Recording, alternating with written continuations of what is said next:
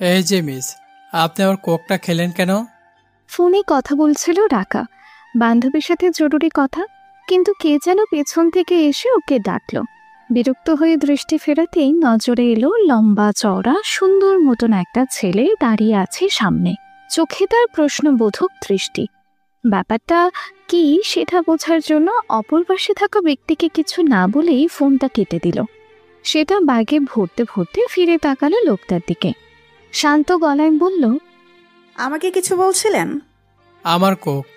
ওর হাতের দিকে কি যেন ইশারা করলো ছেলেটা। রাগা ভ্রু কুচকে সেই ইঙ্গিত অনুসরণ করে নিজের হাতের দিকে তাকালো। হাতে একটা কোকের ক্যান, কিন্তু এটা নিয়ে ছেলেটা কথা বলবে কেন? ক্যানটা ওর নিজের, এই মাত্র কিনেছে। অবাক হয়ে জিজ্ঞেস করলো, জি? বলছিলাম আপনি আমার কোকের ক্যানটা নিয়েছেন, না বলে সেখানে সিপও বসিয়েছেন। আপনার কেন? কিন্তু এটা তো এইমাত্র আমি কিনেছি, একদম এইমাত্র। আর আপনি বলছেন আপনার? জি, ক্যানটা আমার। আমি কিছুক্ষণ আগে অ্যাকসেপ্ট নিয়ে ওটাকে রেলিংয়ের উপর রেখেছিলাম, আর এ ফাঁকে আপনি ওটা নিয়েছেন, না বলে সিপও বসিয়েছেন। ছেলেটা বেশ সহজ সুন্দর করে কথা বলল। তার কথা শুনে রাকার যেন বিস্ময়ের সীমা থাকলো না। ছেলেটা বলছে কি এই ক্যানটা তার নয়, কিন্তু এটা সে এই মাত্র কিনেছে। এরপর সেটা খাওয়ার জন্য মুখটা খুলতে যখন যাচ্ছিল তখনই হঠাৎ ওর ফোনটা বেজে উঠল। বিরক্ত হয়ে সেটাকে পাশের রেলিংয়ের উপর রেখেই কলটা রিসিভ করে। তারপর কথা বলতে বলতে একসময় ক্যানটা হাতে নেয়। সেখানে সেপ বসাতে বসাতে আবারও কথা বলায় ব্যস্ত হয়ে পড়ে টুকটুকির সঙ্গে। আর মাঝখান থেকে এই ছেলে এসে বলছে ক্যানটা তার নয়। আশ্চর্য! কিন্তু এটা আমার, এইমাত্রই কেনা। এটা আপনার হবে কি করে? আমি নিশ্চিত আপনার কোথাও ভুল হচ্ছে। প্লিজ ভাইয়া, একটু ভালো করে দেখুন। আমি ভালো করেই দেখেছি, এটা আমার কোক। আমি এইমাত্রই কিনেছি। আর আমার বন্ধু রাখছিল দেখে ওই দিকটায় গিয়েছিলাম, যাওয়ার সময় এখানটা রেখেছিলাম। এসে দেখি আপনি আমার কোকের ক্যানটা নিয়েছেন। ভাইয়া, ভুল হচ্ছে কোথাও। জি না আপু, আমি ঠিকই আছি। এটা আমার ক্যান, আমি কিনেছি। একবার চিপ বসিয়ে রেখে গিয়েছিলাম। রাকার এবার রাগ উঠে গেল। ইচ্ছে করলো এই ছেলেটাকে কঠোর কিছু একটা কথা শুনিয়ে দিক, তাতে যদি শিক্ষা হয়। মানে কি হ্যাঁ, অযথা একটা মেয়েকে এসে বিরক্ত করার। আরে তুই যদি কোকের ক্যান রেখেই যাস তাহলে সেটা যাবে কোথায়? ক্যানের কি আর পা গুছিয়েছে যে হেঁটে হেঁটে চলে যাবে? কিন্তু কিছু বলা হলো না। ওর বলার আগেই ঘটনাস্থলে অনুপ্রবেশ ঘটল মাহির। মাহি তার বেস্ট ফ্রেন্ড, স্বভাবে একটুখানি চঞ্চল, আর কথাবার্তায় একটু লাগাম ছাড়া। দুষ্টু টাইপের মেয়ে। ও এসে নিজের স্বভাবসিদ্ধ চঞ্চল ভাবেই বলল, কি রে, দাঁড়িয়ে দাঁড়িয়ে কি করছিস? টিয়ার সাথে কথা হলো? কি বললো শয়তানটা? আব টিয়া কি বলেছে সে ব্যাপারে কিছু বলতে পারলো না রাকা। বেকুব মার্কা চাহনি দিয়ে মাহি আর সামনে দাঁড়ানো ছেলেটার দিকে তাকালো। ততক্ষণে ছেলেটার ওপর মাহির দৃষ্টি পড়েছে। ওকে দাঁড়িয়ে থাকতে দেখে বলল, কি হয়েছে ব্রো? Any problem? দাঁড়িয়ে আছেন যে? উনি বলছেন এটা ক্যানটা নাকি ওনার। দেখো না, আমি তো এইমাত্র ওটা আনলাম। আর এই ভদ্রলোক বলছেন। রাকার কথা শুনে কি বলবে ভেবে পায় না মাহি। মুহূর্তের মধ্যেই ওদের ঝামেলাটা বুঝে ফেলে। আর এই ঝামেলার মূল হোতা যে সে নিজেই, সেটা ভেবে মনে মনে একটা ঢোক গেলে। আসল ঘটনা শুনলে রাকা ওকে কি করবে কে জানে। ভ্যাবাচাকা খাওয়া মুচকি হাসি হেসে বলার চেষ্টা করে, ইয়ে মানে রাকা, হয়েছে কি আসলে। আরে তুই আবার তুতলামি শুরু করলি কেন? ঠিক করে কথা বল। রাকার তারা খেয়ে আরো বেশি ঘাবড়ে গেল মাহি। আস্তে আস্তে ওর দিকে চেপে এসে দাঁড়ালো। কানের কাছে মুখ এনেই ফিসফিস করে বলল, আসলে লোকটা ভুল বলেনি। তোর হাতের এই ক্যানটা ওনার। তোরটা না আমি আমি নিয়ে নিয়েছিলাম, একটুখানি খেয়েছি। আর তুই ওনারটা নিজের ভেবে। হ্যাঁ। এবার ভয়ে ঢোক গিলতে শুরু করলো রাকা। মাহিটা তো আচ্ছা ফাজিল, কেমন কেউ করে। আরে বাবু, তুই ক্যান নিয়ে গেছিস ভালো কথা, যা। রাকা তো আর তোকে নিষেধ করছে না, তাই বলে আমার খেঁচাল লাগাবে? এখন সামনে দাঁড়ানো ছেলেটা ওকে কি মনে করছে? প্রেস্টিজটা এবার পাঞ্চার করে ছাড়লো। আবার অপরিচিত ওই ছেলেটার কিনা কোকের ক্যানে সিপও বসিয়েছে, যেখানে নিজের বাসায় ওর গ্লাস ওর ছোট ভাই রাইসুলেরও ধরার পারমিশন নেই, ওর গ্লাস শুধু ওই নারে, সেখানে আরেকটা অপরিচিত ছেলের এঁটো করা ক্যানে চুমুক দিয়েছে। ভাবতেই তো কেমন কেমন লাগছে, গা গুলিয়ে উঠছে। উফ! ভীষণ বিব্রত অবস্থায় পড়ে যায় রাকা। অদ্ভুত চাহনিতে সামনের ছেলেটার দিকে তাকালো। কোনো মতে মেয়েকে হাসি দিয়ে বলল, এখানে একটা মিস আন্ডারস্ট্যান্ডিং হয়ে গেছে ভাইয়া। আসলে আসলে আমার ক্যানটাও এখানেই রেখেছিলাম, কিন্তু আই এম সরি। আমি বুঝতে পেরেছি, আপনাকে সরি বলতে হবে না, আমি আসছি। বলেই আর দাঁড়ালো না ছেলেটা, দ্রুত পায়ে হেঁটে চলে গেল। ওকে এভাবে চলে যেতে দেখে খানিকটা অবাক হলো রাকা। অবাক চোখে মাহির দিকে তাকিয়ে বলল, আজব তো, একটা কোকের ক্যানের জন্য এসে ঝামেলা করলো। তার ক্যান তার বলে যুক্তি দেখালো, আবার যখন ভুল বুঝে মাপ চাইলাম তখন ক্যানের জন্য কোনো আগ্রহই দেখালো না, সেফ মাফ করে দিয়ে চলে গেল। এতই যদি ভালো তাহলে কোকের ব্যাপারটা না তুললেও তো হতো।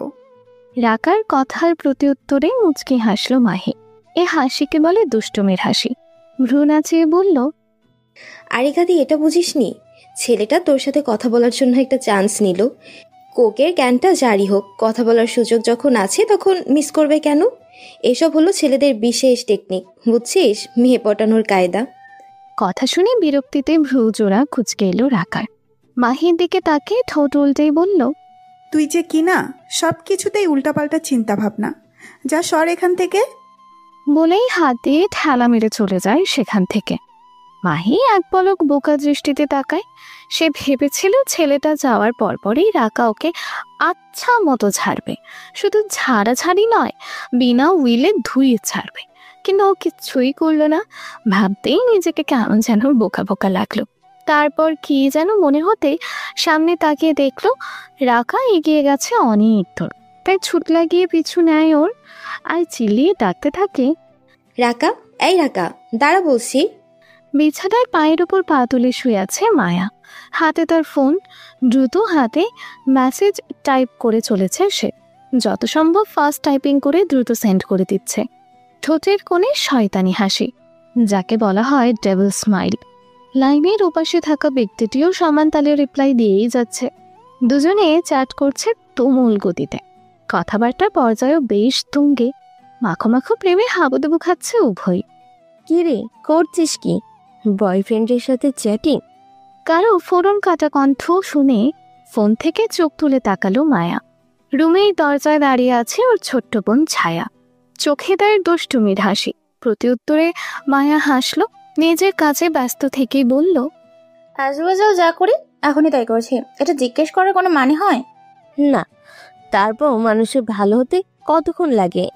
হতেও তো পারে ভালো হয়ে গেছিস, তাই জিজ্ঞাসা করি। যদিও আমি জানি তুই ভালো হওয়ার পাবলিক নোস। অত ফটর ফটর না করে আসল কথা পার। এই সময় এখানে এনেছিস কেন? এসেছি কি আর সাধে? মহারানী যে আমার রুমে ফোন চার্জে দিয়ে এসেছেন, ওদিকে যে তার প্রেমিক মহাশয় কল দিয়ে দিয়ে হয়রান। শালিকা হয়ে আমি কি তাদের কষ্ট দেখতে পারি? বলতে বলতে এগিয়ে আসে ছায়া। প্রেমিকের কথা শুনে কোনো ভাবাবেগ হয় না মায়ার। আগের মতোই ব্যস্ত হয়ে বলে, কে কল দিয়েছিল? কত নাম্বার? ফাহাদ ভাই, তোমার জানে জিগার প্রেমিক। বিছানায় পা তুলে আয়েশ করে বসতে বসতেই জবাব দেয় ছায়া। প্রত্যুত্তরে মায়া কিচ্ছু বলে না, মুচকি মুচকি হাসির তালে টাইপিং করে যায়। ওর হাবসাব দেখে কিছুটা বিরক্ত হয় ছায়া। তার বোনটা যে এমন কেন? একসাথে যে কতগুলো প্রেমিক বসে কে জানে। পড়া নেই, লেখা নেই, দিন রাত শুধু চ্যাটিং আর চ্যাটিং। কি যে মজা পায় এত বকর বকর করে। ভাবতে ভাবতেই হাতের ফোনটা ভাইব্রেট করে উঠল। ছায়া ভ্রু কুচকে তাকিয়ে দেখল স্ক্রিনের উপর লেখা ভাসছে ফাহাদ কলিং। ও কুঞ্চিত ভ্রুজোড়া আরও কুচকে মায়ার দিকে তাকালো। বদমাসটা এখনো ওই একই কাজ করছে, কোনো হেলদোল নেই। বিরক্ত হয়ে বলল, নে, তোর ফাহাদ যেন কল করেছে, কথা বল। অনেকই তো হলো ওর সাথে প্রেম, এবার এর সাথে একটু কর। সাইলেন্ট করে রেখে যা। কোনো ব্যস্ততা নেই, সহজ উত্তর। ছায়া ফোন রাখলো না, উঠে চলেও গেল না। ফোনটা হাতে নিয়েই মায়ের দিকে তাকালো। জিজ্ঞাসু দৃষ্টিতে তাকিয়ে প্রশ্ন করল, তুই ফাহাদ ভাইয়ের ফোন রিসিভ করলি না কেন?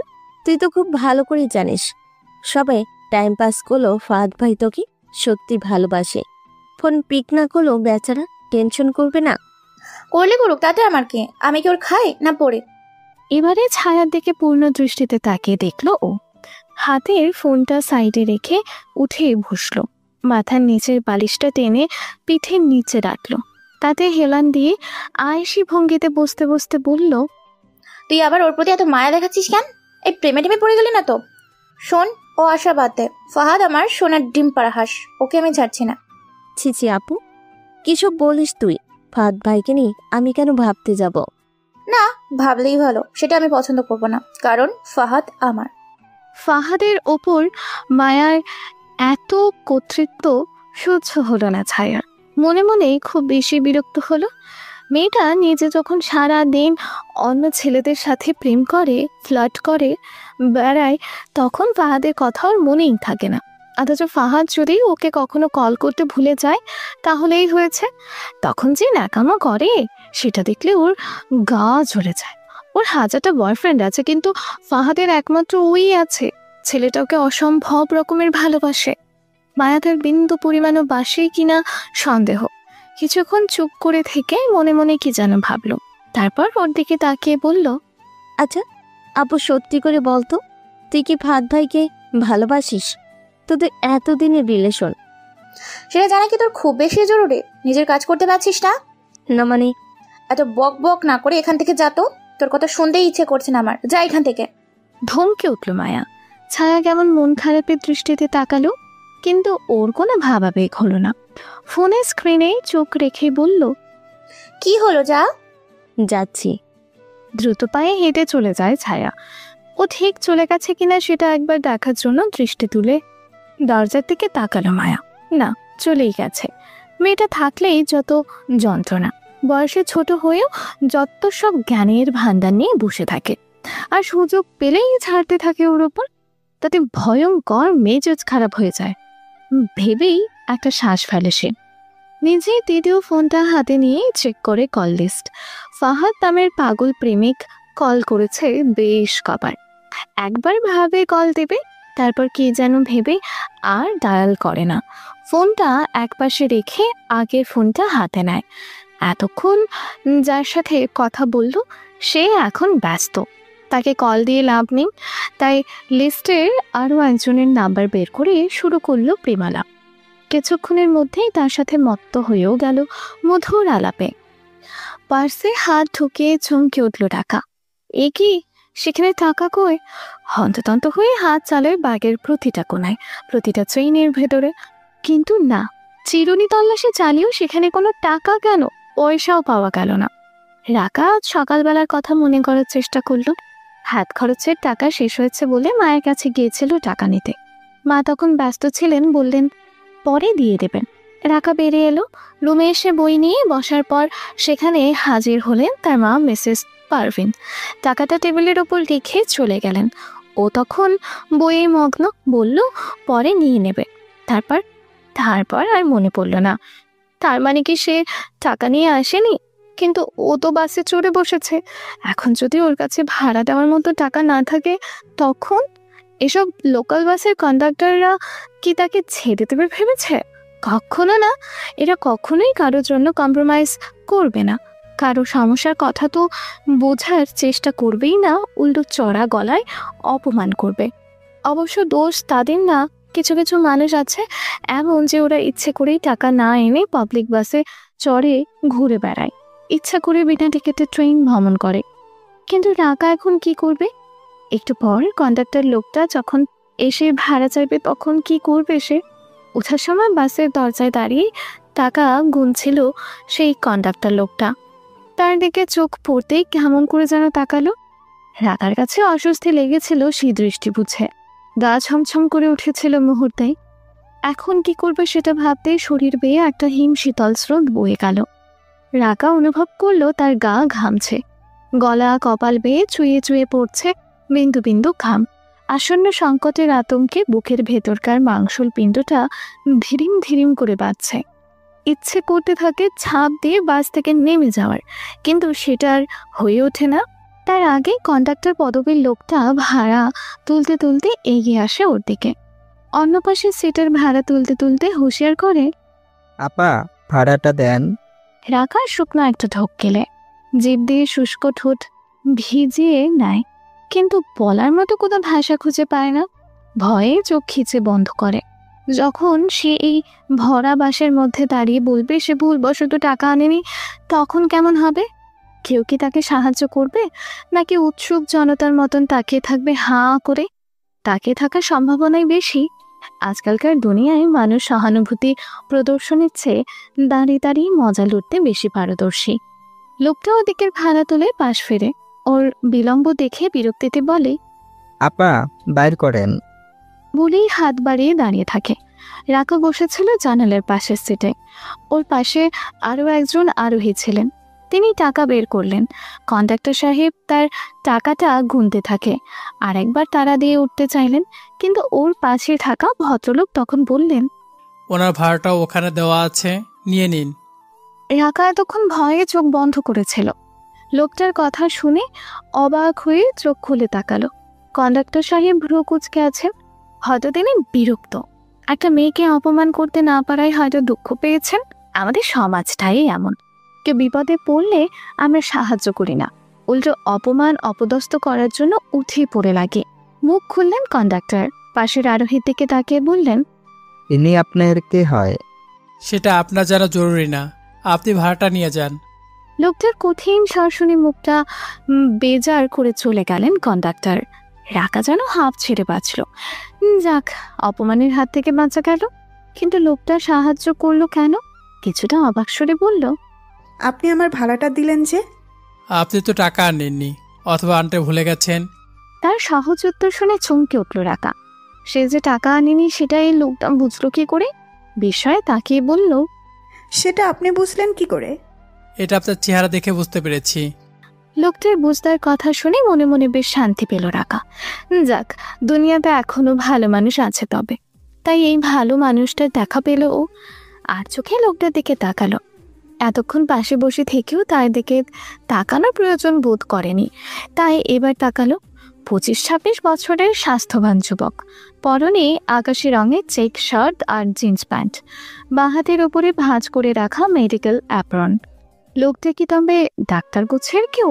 মুখে সার্জিক্যাল মাস্ক থাকায় চেহারাটা ঠিক দেখা গেল না। ভদ্রতার খাতিরে বলল, আপনাকে অনেক ধন্যবাদ, বিপদে সাহায্য করলেন। আমি সুযোগ পেলে আপনার টাকাটা অন্য কোনো একদিন শোধ করে দিব। দরকার হবে না, মাত্রই তো টাকা। লোকটা বিরক্ত করলো। রাকা মানল না। মুচকি হেসে চুক্তি দেখানোর চেষ্টা করে বলল, কিন্তু ঋণ থেকে যাবে যে? পরকালে তো দায়ী থেকে যাব না? পরকাল তো মৃত্যুর পরে ব্যাপার মিস। পৃথিবীটা গোল, ঘুরতে ঘুরতে দেখবেন এই দুনিয়াতেই ঠিক কোনো না কোনো দিন দেখা হয়ে যাবে। ঠিক আছে, তবে দেখা না হলে আর ধার শোধ না করলে দায়ী করে রাখবেন না, কিন্তু নিজ গুণে মাফ করে দিবেন। আচ্ছা। রাকাও মাথা নেড়ে সায় জানালো। এরপর আর কোনো কথা হলো না। ঠিক সামনের স্টপেজেই নেমে গেল লোকটা। উনি চলে যেতেই রাকার হঠাৎ মনে হলো তার নামটা তো জানা হলো না।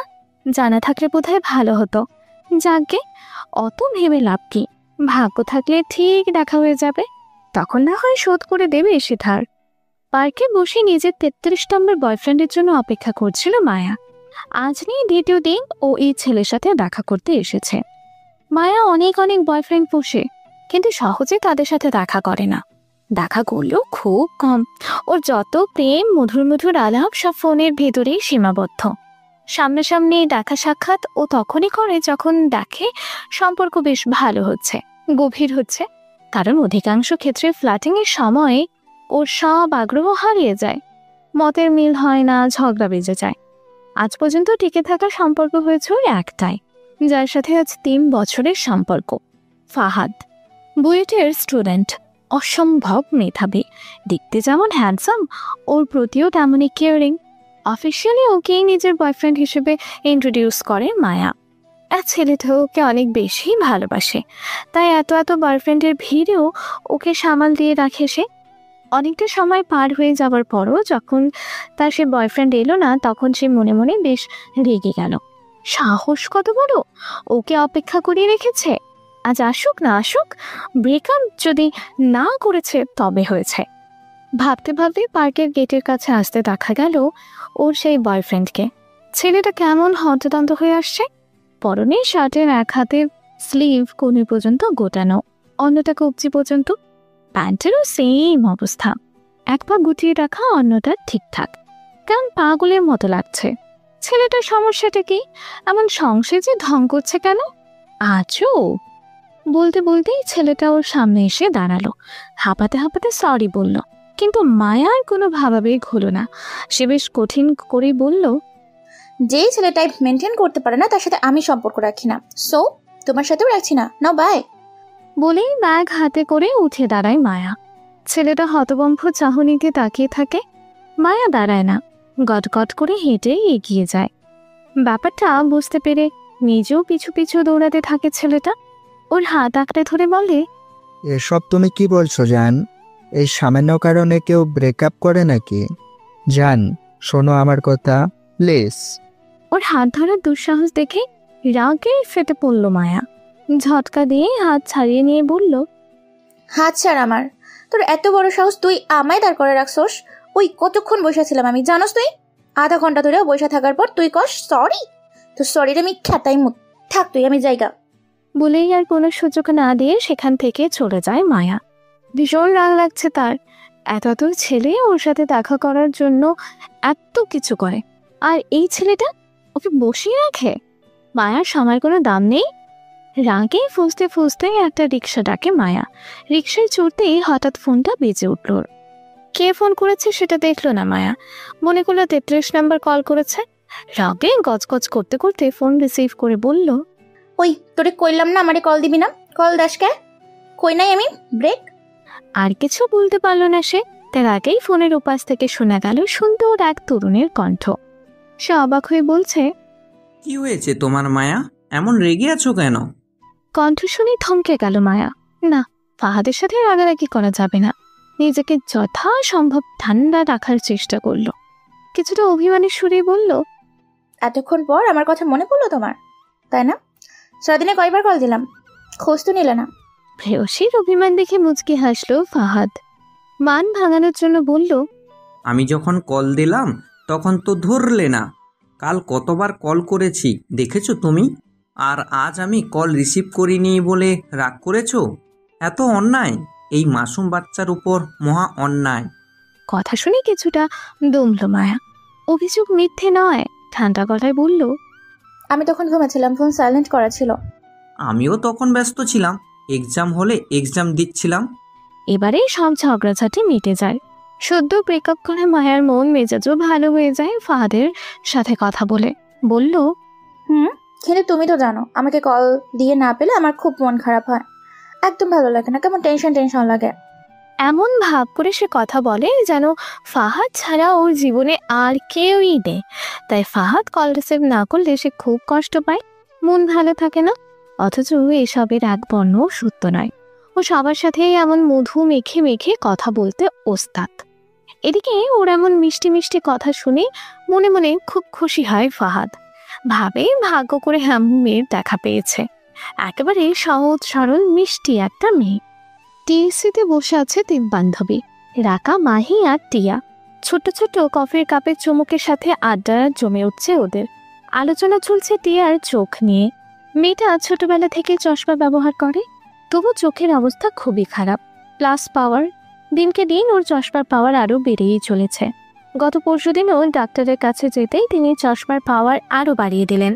আগে ছিল +4, এখন হলো +4.5। বেচারি চশমা খুললে সামনের কিছুই চোখে দেখে না, যা দেখে সব ঝাপসা, আলো ছায়ার অদ্ভুত খেলা।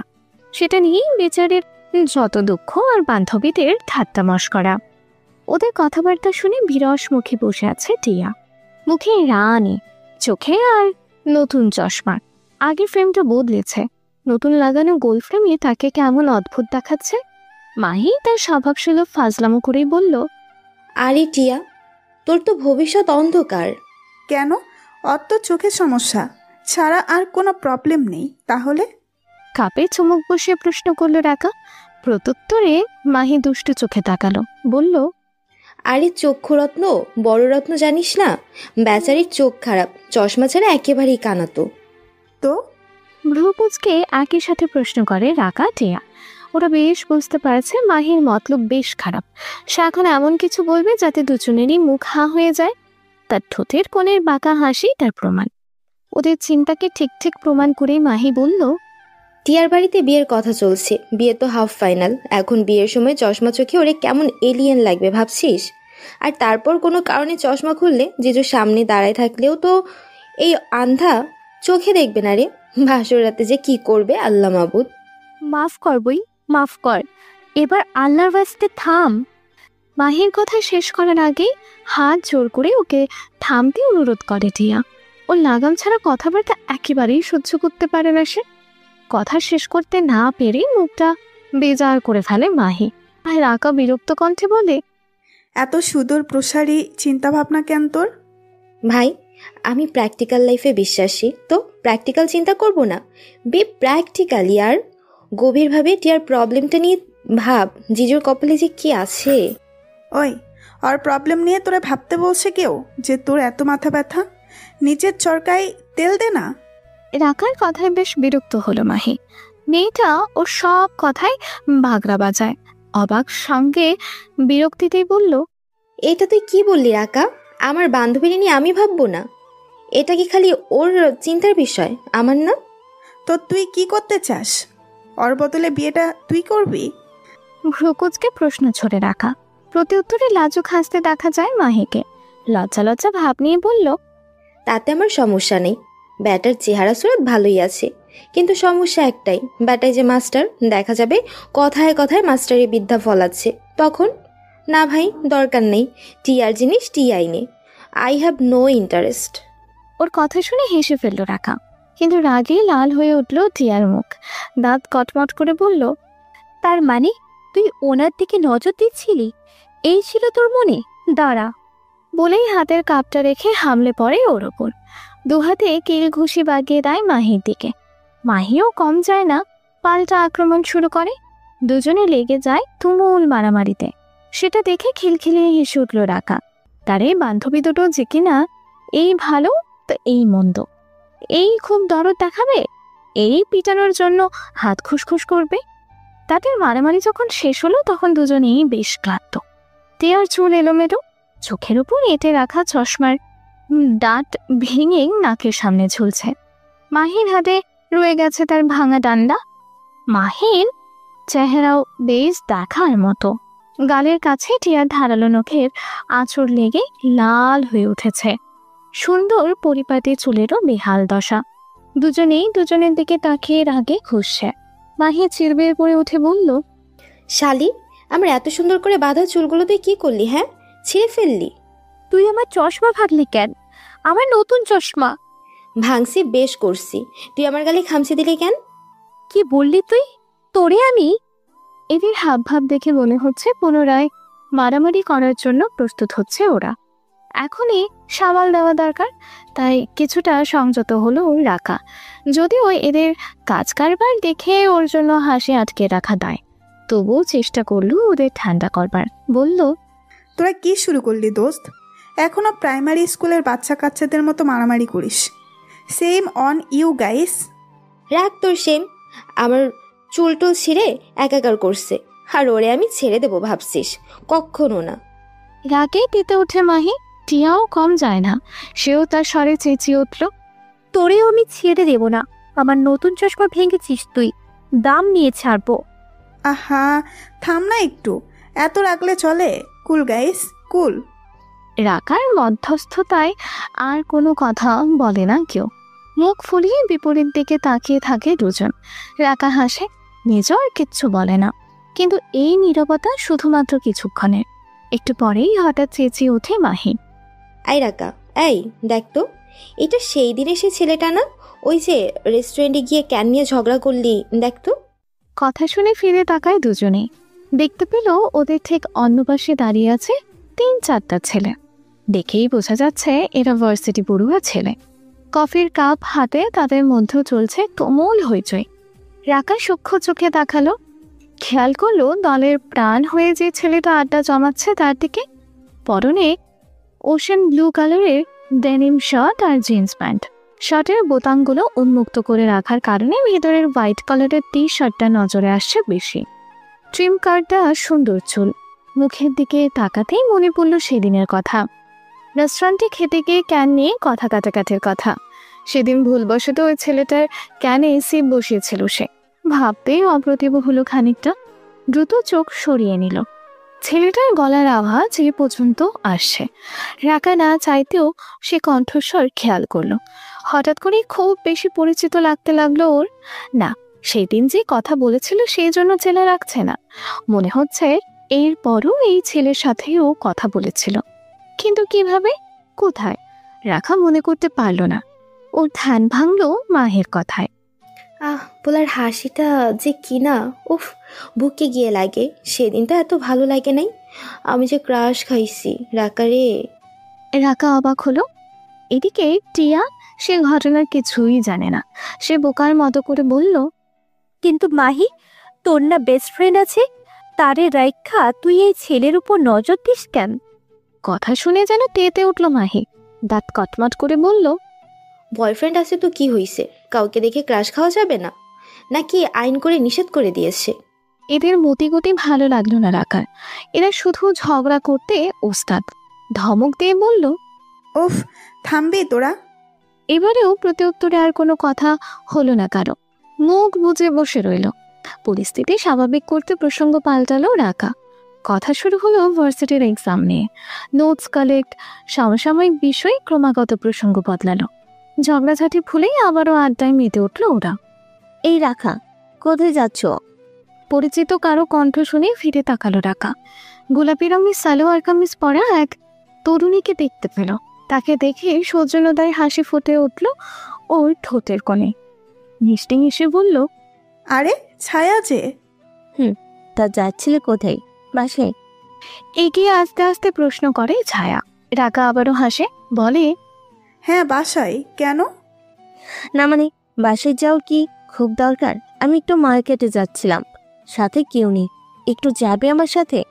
যাওয়া যায়, কিন্তু তোমার কি খুব বেশি সময় লাগবে? আমি 2 ঘন্টা সময় দিতে পারি, তারপর আমার একটা টিউশনিতে যেতে হবে। হ্যাঁ হ্যাঁ, তাতেই চলবে। আমি শুধু একটা 3 পিস কিনবো, আর কিচ্ছু না। চলো যাই। ঠিক আছে চলো। রিক্সা নিয়ে মার্কেটে যায় ওরা। ছায়া নিজের মতো করে জামা দেখতে থাকে, আর রাকা চুপ করে হেঁটে বেড়ায় দোকানের আশেপাশে। এমন করে হাঁটতে হাঁটতে কখন যে ছায়াকে হারিয়ে ফেললো বুঝতেই পারল না।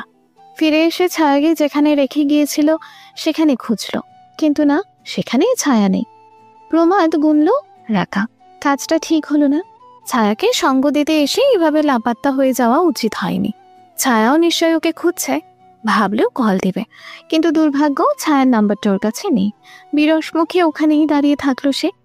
হঠাৎ দেখতে পায় ঘড়ির দোকান থেকে মাত্রই বেরিয়ে এলো একটা ছেলে। পরনে মেরুন রঙের শার্ট আর কালো প্যান্ট। মুখটা সার্জিক্যাল মাস্কের আড়ালে ঢাকা। চুলগুলো কয়েকটা এসে পড়েছে কপালের কাছে। হাতে একটা প্যাকেট। ছেলেটা হেঁটে হেঁটে রাকার দিকে আসতে থাকে। রাকা ভালো করে তাকায়। ছেলেটাকে ওর খুব চেনা চেনা লাগে। কোথায় যেন দেখেছে। হ্যাঁ, এটাই তো সেদিন বাসের ওই ছেলেটা। তাকে তো তার ধার শোধ করা হয়নি, বলেছিল আবার দেখা হলে দিয়ে দেবে।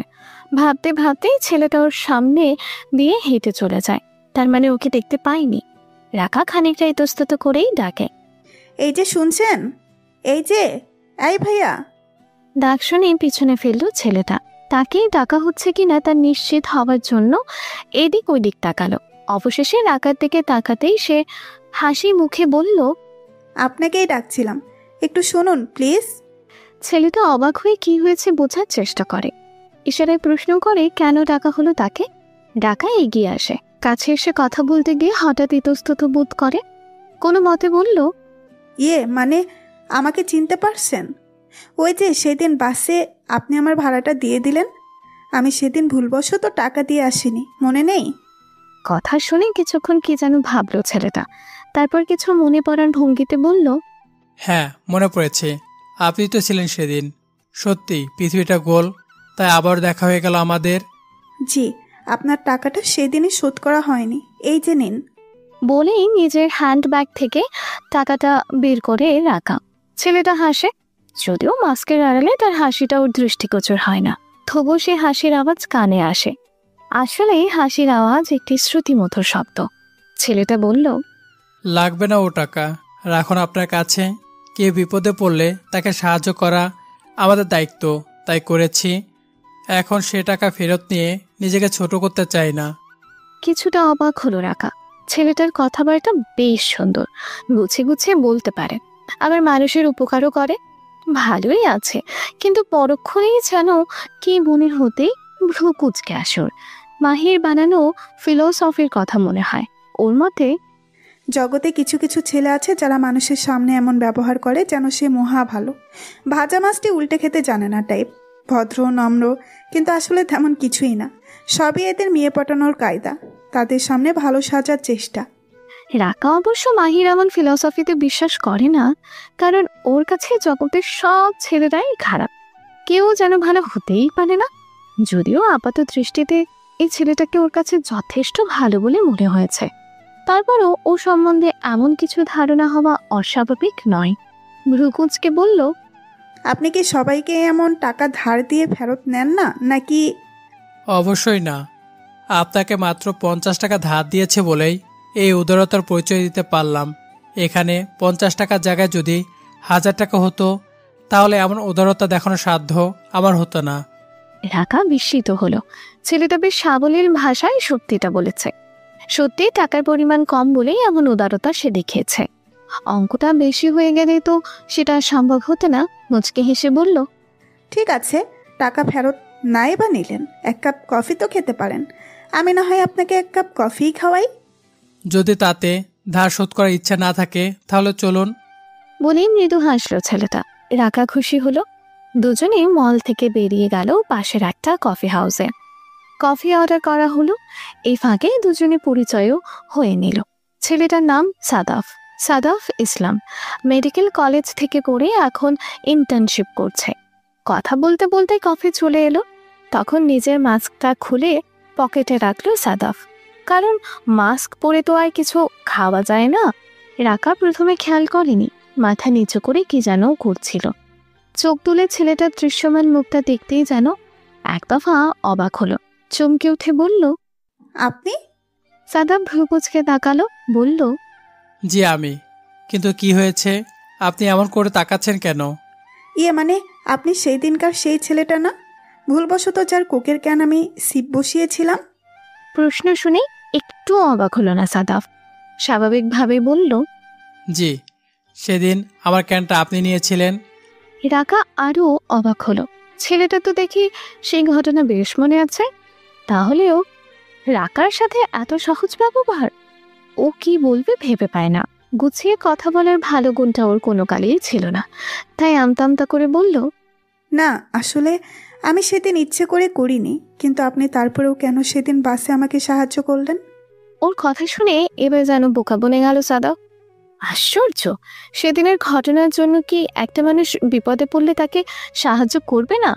অবাক কণ্ঠে বলল, আপনি এমন করে বলছেন যেন সেদিন রেস্টুরেন্টে আপনার সাথে তুমুল ঝগড়া লেগেছিল। আসলে তেমন কিছুই তো হয়নি। ইট ওয়াজ মিসআন্ডারস্ট্যান্ডিং। ব্যাপারটা আমি ওখানেই ভুলে গেছি। আর যাই হোক না কেন, কেউ বিপদে পড়লে তাকে সাহায্য করা উচিত, তাই না? আপনাকে তখন হেল্প না করলে কন্ট্রাক্টর তো নিশ্চয়ই অপমান করে আপনাকে ধুয়ে দিত। না মানে, আপনি সেদিন মাস্ক পরা ছিলেন না, তাই চিনতে পারিনি, সেই জন্য অবাক হয়েছি। কিছুটা অপ্রস্তুত লাগে রাকাকে। সাদাফ হাসলো, বলল, আমার ডাস্টে অ্যালার্জি আছে, তাই বাইরে বেরোলে মাস্ক পরতে হয়। ও, ছোট্ট করে জবাব দেয় রাকা। সময়টা ভালো কাটে। কফি খেয়ে বেরিয়ে পড়ে ওরা। টিউশনি করিয়ে ছাত্রের বাড়ি থেকে বেরিয়ে আসে রাকা। বাইরে প্রচণ্ড গরম, সূর্যের প্রখরতায় টিকে থাকা দায়। কাঠফাটা রোদে খা খা করছে সারা শহর। আশেপাশে রিক্সা বা অন্য কোনো যানবাহন নেই। এটা নিস্তব্ধ নিঝুম গলি। এখানে সেগুলো দেখা পাওয়ার আশা করাও বোকামি। বাধ্য হয়েই হাঁটতে হবে তাকে। হাইওয়েতে উঠলে তবেই গাড়ি ঘোড়া কিছু একটা দেখা পাবে সে। হ্যান্ডব্যাগ থেকে ছাতাটা বের করলো রাকা। মাথার উপর সেটা মেলে ধরে হাঁটতে লাগলো ত্রস্ত পায়ে। মনটা আজ তার বিষণ্ণ। যদিও মাস না শেষ হতে টিউশনির টাকাটা পেয়ে গেছে, এতে খুশি হবার কথা, তবুও অবশ্য কারণটাও যুক্তিসঙ্গত। তার এতদিনের এই ছাত্রীটি আজ তাকে বাতিল করে দিয়েছে। না, ভালো পড়াচ্ছে না সেই জন্য নয়, আসলে তারা চলে যাচ্ছে শহর ছেড়ে গ্রামে। সেখানে গিয়ে স্থায়ীভাবে থাকবে তারা। শহরের এত এত খরচ পুষিয়ে উঠতে কষ্ট হচ্ছিল খুব, তাই চলে যাচ্ছে। সত্যিই তো, ক্রমাগত জিনিসপত্রের উচ্চ মূল্য, সাথে বাড়ি ভাড়া, গ্যাস বিল, বিদ্যুৎ বিল, পানির বিল, বাচ্চাদের পড়ালেখা, এসবের এত এত চাপে নিম্ন মধ্যম আয়ের মানুষগুলো টিকবে কি করে? তার চেয়ে শহর ছেড়ে গ্রামের কোলাহল মুক্ত নির্মল পরিবেশে গিয়ে বাস করা সহজ না? তাই তো তার ছাত্রের মতো কত পরিবারই চলে যাচ্ছে গ্রামে। বিষয়টা ভাবতেই কেমন যেন খারাপ লাগে রাখার। কষ্ট হয় দেশের ওইসব সাধারণ মানুষের জন্য। তার কপাল ভালো, অমন কষ্ট করে তাকে মানুষ হতে হয়নি। উচ্চবিত্ত না হোক, সচ্ছল মধ্যবিত্ত পরিবারে বেড়ে উঠেছে সে। তাই 8-10টা মধ্যবিত্ত পরিবারের মানুষগুলোর কষ্টগুলো সম্পর্কে খুব ভালো করেই অবহিত সে। ওইসব পরিবারের মানুষগুলোর আত্মত্যাগ, তিতিক্ষার কথা কিছুটা হলেও জানে। ভাবতে ভাবতেই হাইওয়েতে পৌঁছে যায় ঢাকা। এতক্ষণের চিন্তামারা আপাতত স্থগিত রেখে হাঁপ ছাড়ে। এত সব দুঃখের কথা তার ভাবতে ইচ্ছে করে না। ইচ্ছে করে রূপকথার গল্পের মতন ভাবতে, তাদের মতন সুখী থাকতে। কিন্তু দুঃখ ছাড়া মানুষ বাঁচে কি করে? যে মুদ্রার এক পিঠ সুখের, তার উল্টো পিঠে যে দুঃখের। চোখ তুলে সামনে তাকাতেই দেখতে পেল রাস্তার অপর পাশে একটা রিক্সা দাঁড়িয়ে আছে। যাত্রীর আশায় হাত নেড়ে তাকে ডাকলো। সেটা কাছে আসতেই জায়গার নাম বলে উঠে বসলো রিক্সায়। যাত্রা আরম্ভ হলো। ফাহাদ, শুনছো? বলছি ভালোবাসি। আচমকা কথার মাঝখানে মায়ার কথা শুনে খানিকটা ভরকে গেল ফাহাদ। মেয়েটা হুটহাট এমন করে ভালোবাসি বলতে পারে বলে ওকে অবাক সঙ্গে বিস্মিত করে ফেলে, যেটা একজন ছেলে হয়েও পারে না। ও আপন মনেই হাসলো, ধীরে ধীরে বলল, ভালোবাসি ভালোবাসি ভালোবাসি। যথাযথ প্রতি উত্তর পেয়ে মনে মনে খুশি হয়ে উঠল মায়া। সে সব সময় চায় ফাহাদ নামের ছেলেটা সারাটা দিন তাকে ভালোবাসি ভালোবাসি বলুক, তাকে তোষামত করুক, এতে তার ভালো লাগে। এত এত ছেলে তাকে সময়ে অসময়ে ভালোবাসি বলে, অথচ তাতেই তার মন ভরে না। বারবার শুধু ফাহাদের মুখে সেই ভালোবাসি শব্দটা শুনতে ইচ্ছে করে। কিন্তু নিজের ব্যস্ত জীবন নিয়ে সবসময় সে তোষামতি করে না ফাহাদ। তাতে বিরক্ত হয় মায়া, রাগ হয়, অসহ্য লাগে তার। কি রে, সারাদিন এত ভালোবাসি ভালোবাসি বলে যে মুখের ফেনা তুলে ফেলেছিস, অপরপক্ষ কি তাতে খুশি হচ্ছে? নাকি সারা জীবন তোষামত করেই মরবি? কারো ব্যঙ্গধ্বনি শুনে ফোন থেকে চোখ তুলে তাকালো ফাহাদ। রুমের দরজায় সাদাফ দাঁড়িয়ে আছে, চোখে মুখে দুষ্টুমি হাসি। ওকে দেখে বেশ খুশি হলো ফাহাদ, সাথে অবাকও। বলল, এই অসময়ে তুমি হঠাৎ? বন্ধু যদি সময় খোঁজ না নেয় তবে অসময় তো বিরক্ত করতেই হয়। বিদ্রুপে সুরে জবাব দিল সাদাফ। এগিয়ে এসে ঘরের ভেতর ঢুকে ফাহাদের কাছে বিছানায় বসলো। তারপর ওর কাঁধে একটা চাপড় মেরে বলল, গার্লফ্রেন্ডের খোঁজ তো ঠিকঠাক মতোই নেও মাম্মা, কিন্তু আমাদের যে ভুলেই গেলা। ভুলে কোথায় গেলাম? এই তো দেখা হলো, এখন আড্ডাও হবে। ফাহাদ যেন অবাক হলো। সাদাফ ভ্রু কুচকে তাকালো, বলল, আমরা খোঁজ নিলে এমন গুল তো ভালোই ছাড়ো, কই নিজে তো খোঁজ নাও না, অথচ গার্লফ্রেন্ডের খোঁজ খবর সবাই নিচ্ছ। ভালোবাসি ভালোবাসি বলে মুখের ফেনাও তুলছ।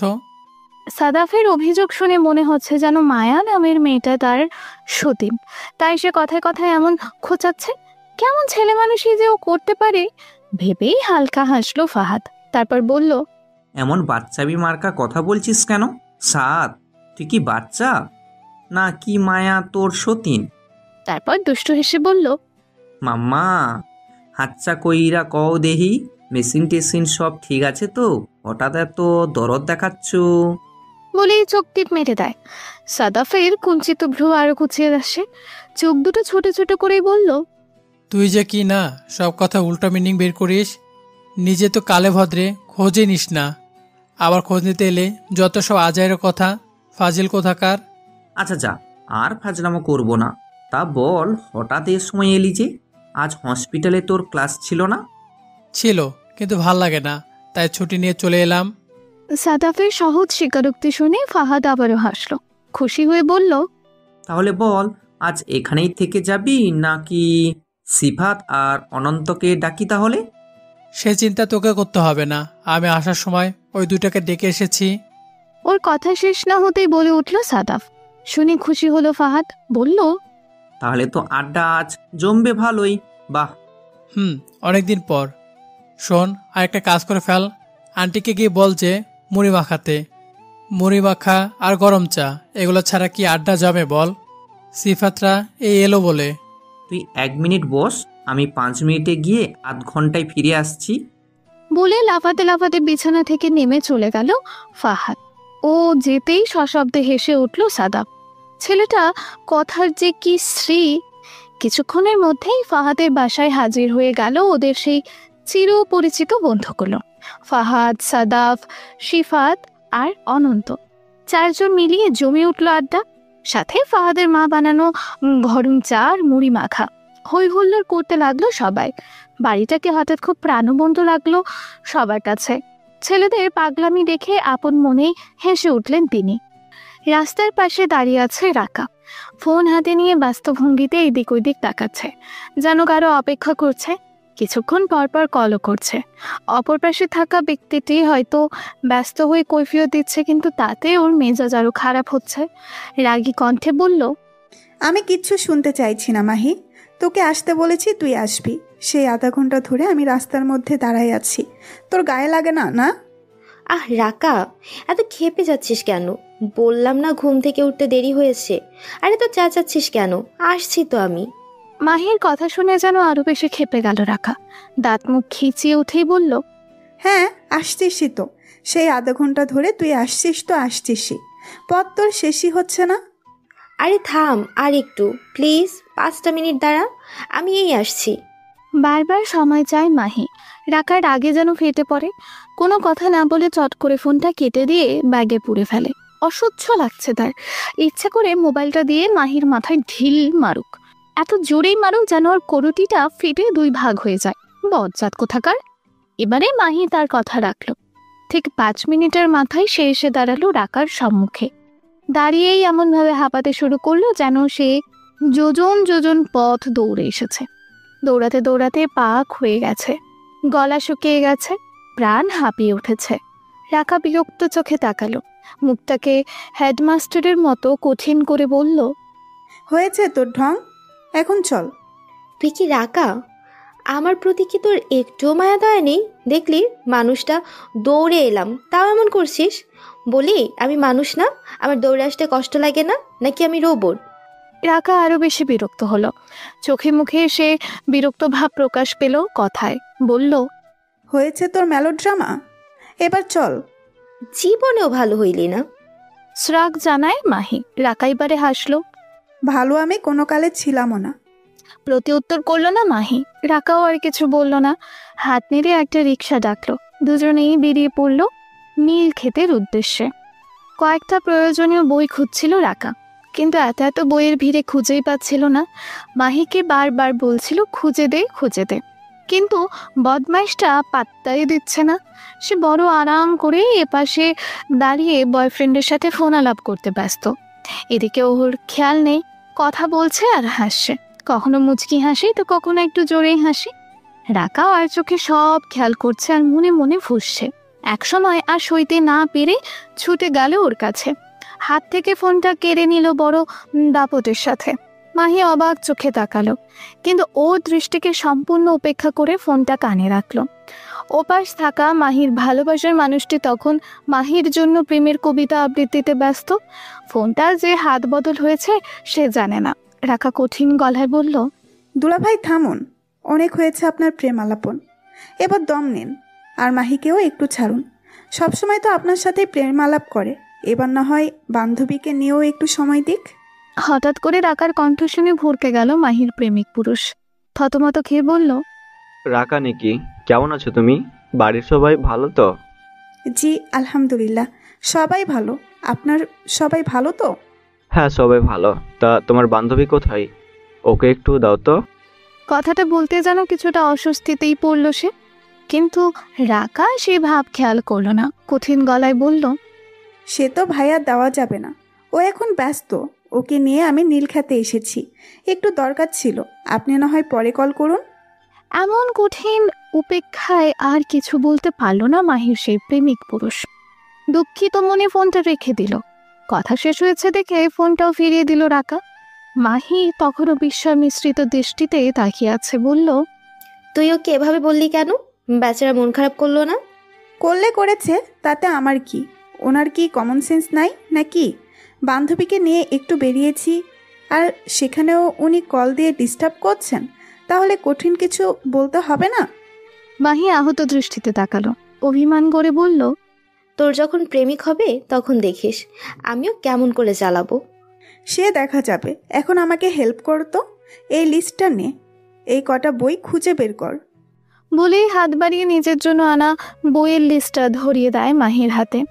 বিরস বদনে সেটা হাতে নিয়ে বই খোঁজার কাজে লেগে পড়ে মাহি। আপন মনেই বুকশেলফে বই দেখছিল রাকা। বাহিরের খেয়াল ছিল না, তাই অসাবধানতায় হঠাৎ করে কার সাথে যেন ধাক্কা লেগে গেল ওর। দোষ নিজের মনে করে ব্যস্ত হয়ে মাফ চাইল সে। উদ্বিগ্ন কণ্ঠে বলতে লাগলো, sorry, I am extremely sorry, actually দেখতে পাইনি, সরি। বলতে বলতে ব্যস্ত হয়ে পড়ল রাকা। যার সাথে ধাক্কা লেগেছে তার হাত থেকে কিছু বই ছিটকে পড়ে গেছে, তাই সেগুলো তুলে দিতে ঝুঁকে পড়ল নিচে। সেগুলো গুছিয়ে তুলে দিতেই সামনে দাঁড়ানো ব্যক্তিটি হঠাৎ বিস্ময়ে বলল, মিস রাকা। রাকা চমকে উঠল। এতক্ষণে চোখ তুলে তাকালো সামনে দাঁড়িয়ে থাকা ব্যক্তিটির দিকে। লাল কালো রঙের চেক শার্ট পরিহিত পুরুষটি সাদাফ। অবাক হয়ে বলল, আপনি এখানে? এই তো কটা বই কিনতে এসেছিলাম। নিন আপনার বইগুলো। সাদাফ হাত বাড়িয়ে বইগুলো নিল। দু একটা টুকটাক কথাও হলো, তারপর চলে গেল ছেলেটা। ও চলে যেতেই কোথা থেকে যেন বেরিয়ে এলো মাহি। চোখে মুখে অবাক ভাব, ভ্রুকুচকে বলল, এটা সেদিনের সেই ছেলেটা না রেস্টুরেন্টের? হ্যাঁ, বই কিনতে এসেছিল। সহজ প্রতিউত্তর করলো রাকা। মাহি যেন আরো অবাক হলো। কিন্তু তোর সাথে কথা বললো যে, তোর সাথে বুঝি পরিচয় হয়েছে? ওই সেদিন একটু কথা হয়েছিল আর কি। কিছুটা আমতা আমতা করতে লাগলো। মাহি কুঞ্চিত ভ্রুদয় কুচকে রেখে ভাবলো, আচ্ছা তলে তলে কোথাও বলা শেষ, কিন্তু মুখে সে কথা না বলে বলল, তাহলে তো ভালোই। রেস্টুরেন্টে কোকের ক্যান ধরে টানাটানি, নীলক্ষেতে বই কিনতে এসে ধাক্কা। বাহ, ভালোই তো। দৈবের বসে প্রেমটা এবার হয়ে গেলেই হলো। কথার মানেটা এবার বুঝে নিতে দেরি হলো না ডাকার। চোখ পাকিয়ে বলল, চুপ কর, সব কিছুতে তোর পাকনামি। হ্যাঁ, পাকনামি করি বলেই বয়ফ্রেন্ডের হাত ধরে ভ্যালেন্টাইন ডে, পহেলা বৈশাখে পার্কে যাই, সিনেমা দেখি, টুকটাক প্রেম আলাপ করি, বিয়েও হবে নিজ ইচ্ছায়। বর তখন তেড়িবেড়ি করলে ঠেঙিয়ে সোজা বানাবো। আর তুই প্রেম যেমন করিস না তেমন বুঝবি, শ্বশুরবাড়ি গিয়ে শাশুড়ি বাসন কোসন মেজে মেজে জনম পার করিস। হয়েছে তোর বিনামূল্যে জ্ঞান বিতরণ, এবার থাম। বিরক্ত হলো রাকা। মাহি কঠিন কিছু বলতে গিয়েও হঠাৎ থেমে গেল। তারপর বলল, তবে তুই যাই বল, এবার বুঝি তোর একটা গতি হয়েই যায়। দৈব বলে দুবার সাক্ষাৎ হলো, আবার হলেই আমি নিশ্চিত প্রেম এবার হবেই। চোখে মুখে খুশি উপচে পড়ে মাহির। রাকা ভয়ঙ্কর বিরক্ত হয়ে চলে যেতে শুরু করে। শুধু যাওয়ার আগে বলল, শুধু দুবার না, আরও দুবার দেখা হয়েছে। তোর ভাষ্যমতে যদি কিছু হওয়ারই ছিল তবে হয়েই যেত। এখন পাকনামি বন্ধ কর, আয় আমার সাথে। রাকাও গটগট করে হেঁটে চলে যায়। মাহি চমকে তাকে এক মুহূর্ত ভাবতে থাকে রাকা কি বলে গেল। মনে মনে আওড়ায়, আরও দেখা হয়েছিল রাকা? সেটা বলেনি আমায়, কিভাবে? যাক সে কথা, সাক্ষাৎ যেহেতু 3 বারের অধিক হয়ে গেছে, তার মানে প্রেম হতেও বেশি দেরি নেই। ওফ ইয়েস। এই রাকা, শোন শোন। দৌড়ে পিছু নেয় ওর। ও নিশ্চিত রাকার জীবনেও প্রেম এবার আসি আসি করছে। সেটা বলতে হবে না ওকে। কিন্তু মেয়েটা দাঁড়াচ্ছে না কেন? আরও জোরে জোরে দৌড় শুরু করে, যেন এ এক ম্যারাথন দৌড় প্রতিযোগিতা। রমনা পার্কে হেঁটে বেড়াচ্ছে একজোড়া তরুণ তরুণী। কালো রঙের শাড়ি আর কালো পাঞ্জাবি পরে ম্যাচিং ম্যাচিং সেজেছে। তারা হাঁটছে, ছোট ছোট প্রেমালাপ করছে আর হাসছে। বড় সুন্দর সেই দৃশ্য। আজ অনেক দিন পর এভাবে ঘুরতে বের হলাম আমরা, তাই না মায়া? হাঁটতে হাঁটতেই প্রশ্ন ছড়ে ফাহাদ। মায়া তখন অন্যমনস্ক। প্রেমিকের কাঁধে মাথা এলিয়ে অন্যদিকে তাকিয়ে আছে, দেখছে অন্য কিছু। ওর কথা কানে যেতে দৃষ্টি ফেরালো। ফাহাদের মুখের দিকে তাকিয়ে ঠোঁট প্রসারিত করে হাসল। ওর কাঁধের উপর কপাল ঘষে ছোট্ট করে বলল, হুম। ফাহাদ হাসল। দৃষ্টি গেল মায়ার মাথার দিকে। সুন্দর করে খোপা করে সাদা রঙের একটা ফুলের মালা গেঁথে রেখেছে সেখানে। মিশে মিশে কালো চুলের মাঝে সাদা ফুল, দেখতে ভারী সুন্দর লাগছে। ইচ্ছে করছে টান দিয়ে ওর সেই পরিপাটি বেশ নষ্ট করে দেখ। মায়ার রাশি রাশি চুল এলোমেলো হয়ে ছড়িয়ে পড়ুক ওর পিঠ জুড়ে, তাহলে আরো বেশি মানাতো ওকে। ভাবতেই ঠোঁটের কোণে মুচকি হাসি এসে গেল ওর। বলল, তুমি চুল বেঁধে কেন রাখো মায়া? খুলে দিতে পারো না? আমি চাই তোমার রাশি রাশি চুল তোমার পিঠ জুড়ে ছড়িয়ে থাকুক সব সময়, মৃদু বাতাসে উড়ুক, দেখতে তখন কি যে ভালো লাগবে। ফাহাদের প্রেমিক টাইপ কথা শুনে কেমন যেন ভ্রু কুচকে আসে মায়ার। বিরক্ত হয়ে বলল, পাগল, তুমি জানো চুল খোলা রাখলে আমাকে কি কি সমস্যা পোহাতে হয়? চুল এলোমেলো হয়ে যায়, জট লেগে যায়, রুক্ষ শুষ্ক পাগলের মতো হয়ে থাকে। তখন আমার ইচ্ছে করে সব চুল টেনে টেনে ছেড়ে ফেলে। আর তুমি বলছো চুল খুলে রাখবো? ফাহাদ যেন অবাক হলো। তার কাব্যিক ভাবের পরিবর্তে মায়া এমন কিছু বলবে সে আশা করেনি। তবু বলার চেষ্টা করলো, তা হোক, মাঝে মাঝে চুল এলোমেলো হলে খারাপ লাগে না, তখন বরং আরও বেশি সুন্দর লাগে, প্রেমময় লাগে। বলেছে তোমাকে? মুখ ভেঙচিয়ে বলে উঠল মায়া। ও হাসলো। মায়ার নাকটা টেনে দিয়ে মুচকি হেসে বলল, বলেছেই তো। শোনো, বিয়ের পর কিন্তু তুমি সারাক্ষণ এভাবে চুল বেঁধে রাখতে পারবে না। অন্তত আমার সামনে না, সব সময় চুল খুলে রাখবে। তোমার এলো কেস যখন বাতাসে দোল খাবে, তখন আমি মুগ্ধ চোখে তাকিয়ে থাকবো, আর বারবার আমার প্রেমময় বাণীতে লজ্জা পাইয়ে দেব তোমায়। তুমি লজ্জায় মুখ লুকাবে আমার বুকে, আমি জড়িয়ে ধরবো তোমায়। সব ঠিক আছে, আমি সব করব, কিন্তু চুল আমি খুলে রাখতে পারবো না, ও আমার অসহ্য ঠেকে। মায়া তৎক্ষণাৎ প্রতিবাদ। ফাহাদ ভড়কালো। এত সুন্দর করে বলার পরও মায়া কথা মানছে না কেন? এমন করেছে কেন? খানিকটা অবাকই হলো যেন। তারপর নিজেকে সামলে নিয়ে বলল, খুব অসহ্য লাগে? দেখি তাহলে। বলেই ওকে আর কিছু বলার সুযোগ দিল না। চোখের পলকে টান দিয়ে ওর বেঁধে রাখা খোপাটা খুলে ফেললো। মুহূর্তেই রাশি রাশি কালো চুলে ছেয়ে গেল ওর পিঠ। কয়েকটা অবাধ্য চুল এসে ঘিরে ধরল মায়ার সুন্দর মুখশ্রী। ফাহাদের ভালো লাগলো। বোঝা গেল ওর এই কাণ্ডে মায়া একটু বিস্মিতই হয়েছে। তবে সে বিষয় বেশিক্ষণ স্থায়ী হলো না। হঠাৎ করে রঙে লাল হয়ে উঠল মায়ার মুখ। তেতে উঠে বলল, ঢং করো তুমি, ঢং! এই রাস্তায় তুমি আমার চুল খুলে দিলে কোন সাহসে? How dare you! আচমকা মায়ার মুখে এমন কথা শুনে বেশ বড় রকমের ধাক্কা খেল ফাহাদ। মায়া যেমন করছে কেন? সামান্য চুল খুলে দেয় এমন করে রেগে যাচ্ছে কেন? আশ্চর্য হয়ে পড়ল। তুমি আজ এমন করছো কেন মায়া? এভাবে এত রিয়েক্ট করার কি মানে? তুমি ঠিক আছো তো? অবশ্যই ঠিক আছে, কিন্তু তুমি কোন সাহসে আমার খোপা খুলে দিলে? কেন খুলে দিলে? আমি তোমাকে না করে নি? হঠাৎ গর্জে উঠল মায়া। ফাহাদের যেন বিশ্বাস সীমা অবধি থাকলো না। হ্যাঁ, নুরু আচরণ তো ও কোনোদিন করেনি। তাহলে কি মায়া বদলে যাচ্ছে? বদলে যাচ্ছে ওর ভালোবাসা? ফাহাদ কি বলবে ভেবে পায় না। চুপচাপ নিজের দোষ স্বীকার করে নেয়। মৃদু স্বরে বলে, I am sorry Maya, I am extremely sorry. Next time এমন ভুল করবে না, আমি এসব সহ্য করবো না। হুঁশিয়ার করে দেয় মায়া। ফাহাদ প্রতি উত্তর করতে পারে না। আজ এই মায়াকে তার বড্ড অচেনা লাগছে।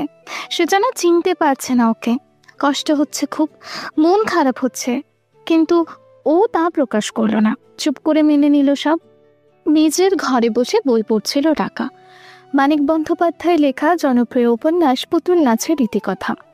যখন তার মন মস্তিষ্কে নিবিড় ভাবে বইয়ের পাতায় নিবদ্ধ, তখন হঠাৎ করেই ঝড়ের বেগে ঘরে এসে প্রবেশ করলো মাহি। একেবারেই যেন তুফান। দরজার পর্দা উড়িয়ে মেঝে কাঁপিয়ে ছুটে এলো ঘরে। বিছানার ওপর ধপ করে বসে উদ্বিগ্ন গলায় বলল, খবর শুনেছিস টাকা? রাকা চোখ তুলে তাকালো। মাহিও তখনও হাঁপাচ্ছে। ভাব দেখে মনে হচ্ছে রাস্তার কোনো পাগল কুকুর তোকে ধাওয়া করেছে, নয়তো বলতার চাকে ঢিল ছুঁড়ে এমন পালাচ্ছে। তবে ওর কথা শুনে কিছুটা বিরক্ত হলো। কি এমন হয়েছে যে এমন দৌড়াদৌড়ি করতে হবে? বিরক্ত কণ্ঠে জিজ্ঞাসা করলো, না বললে শুনবো কি করে? মাহি ভুলটা বুঝতে পারলো। ঠিক করে কথাটা পড়তে চাইলো, কিন্তু উত্তেজনায় আবারও কথা আটকে গেল। কোনো মতে বলল, তুই তাহলে কিচ্ছু শুনিস নাই? টিয়ার বাচ্চা তোরে কিচ্ছু জানাই নাই?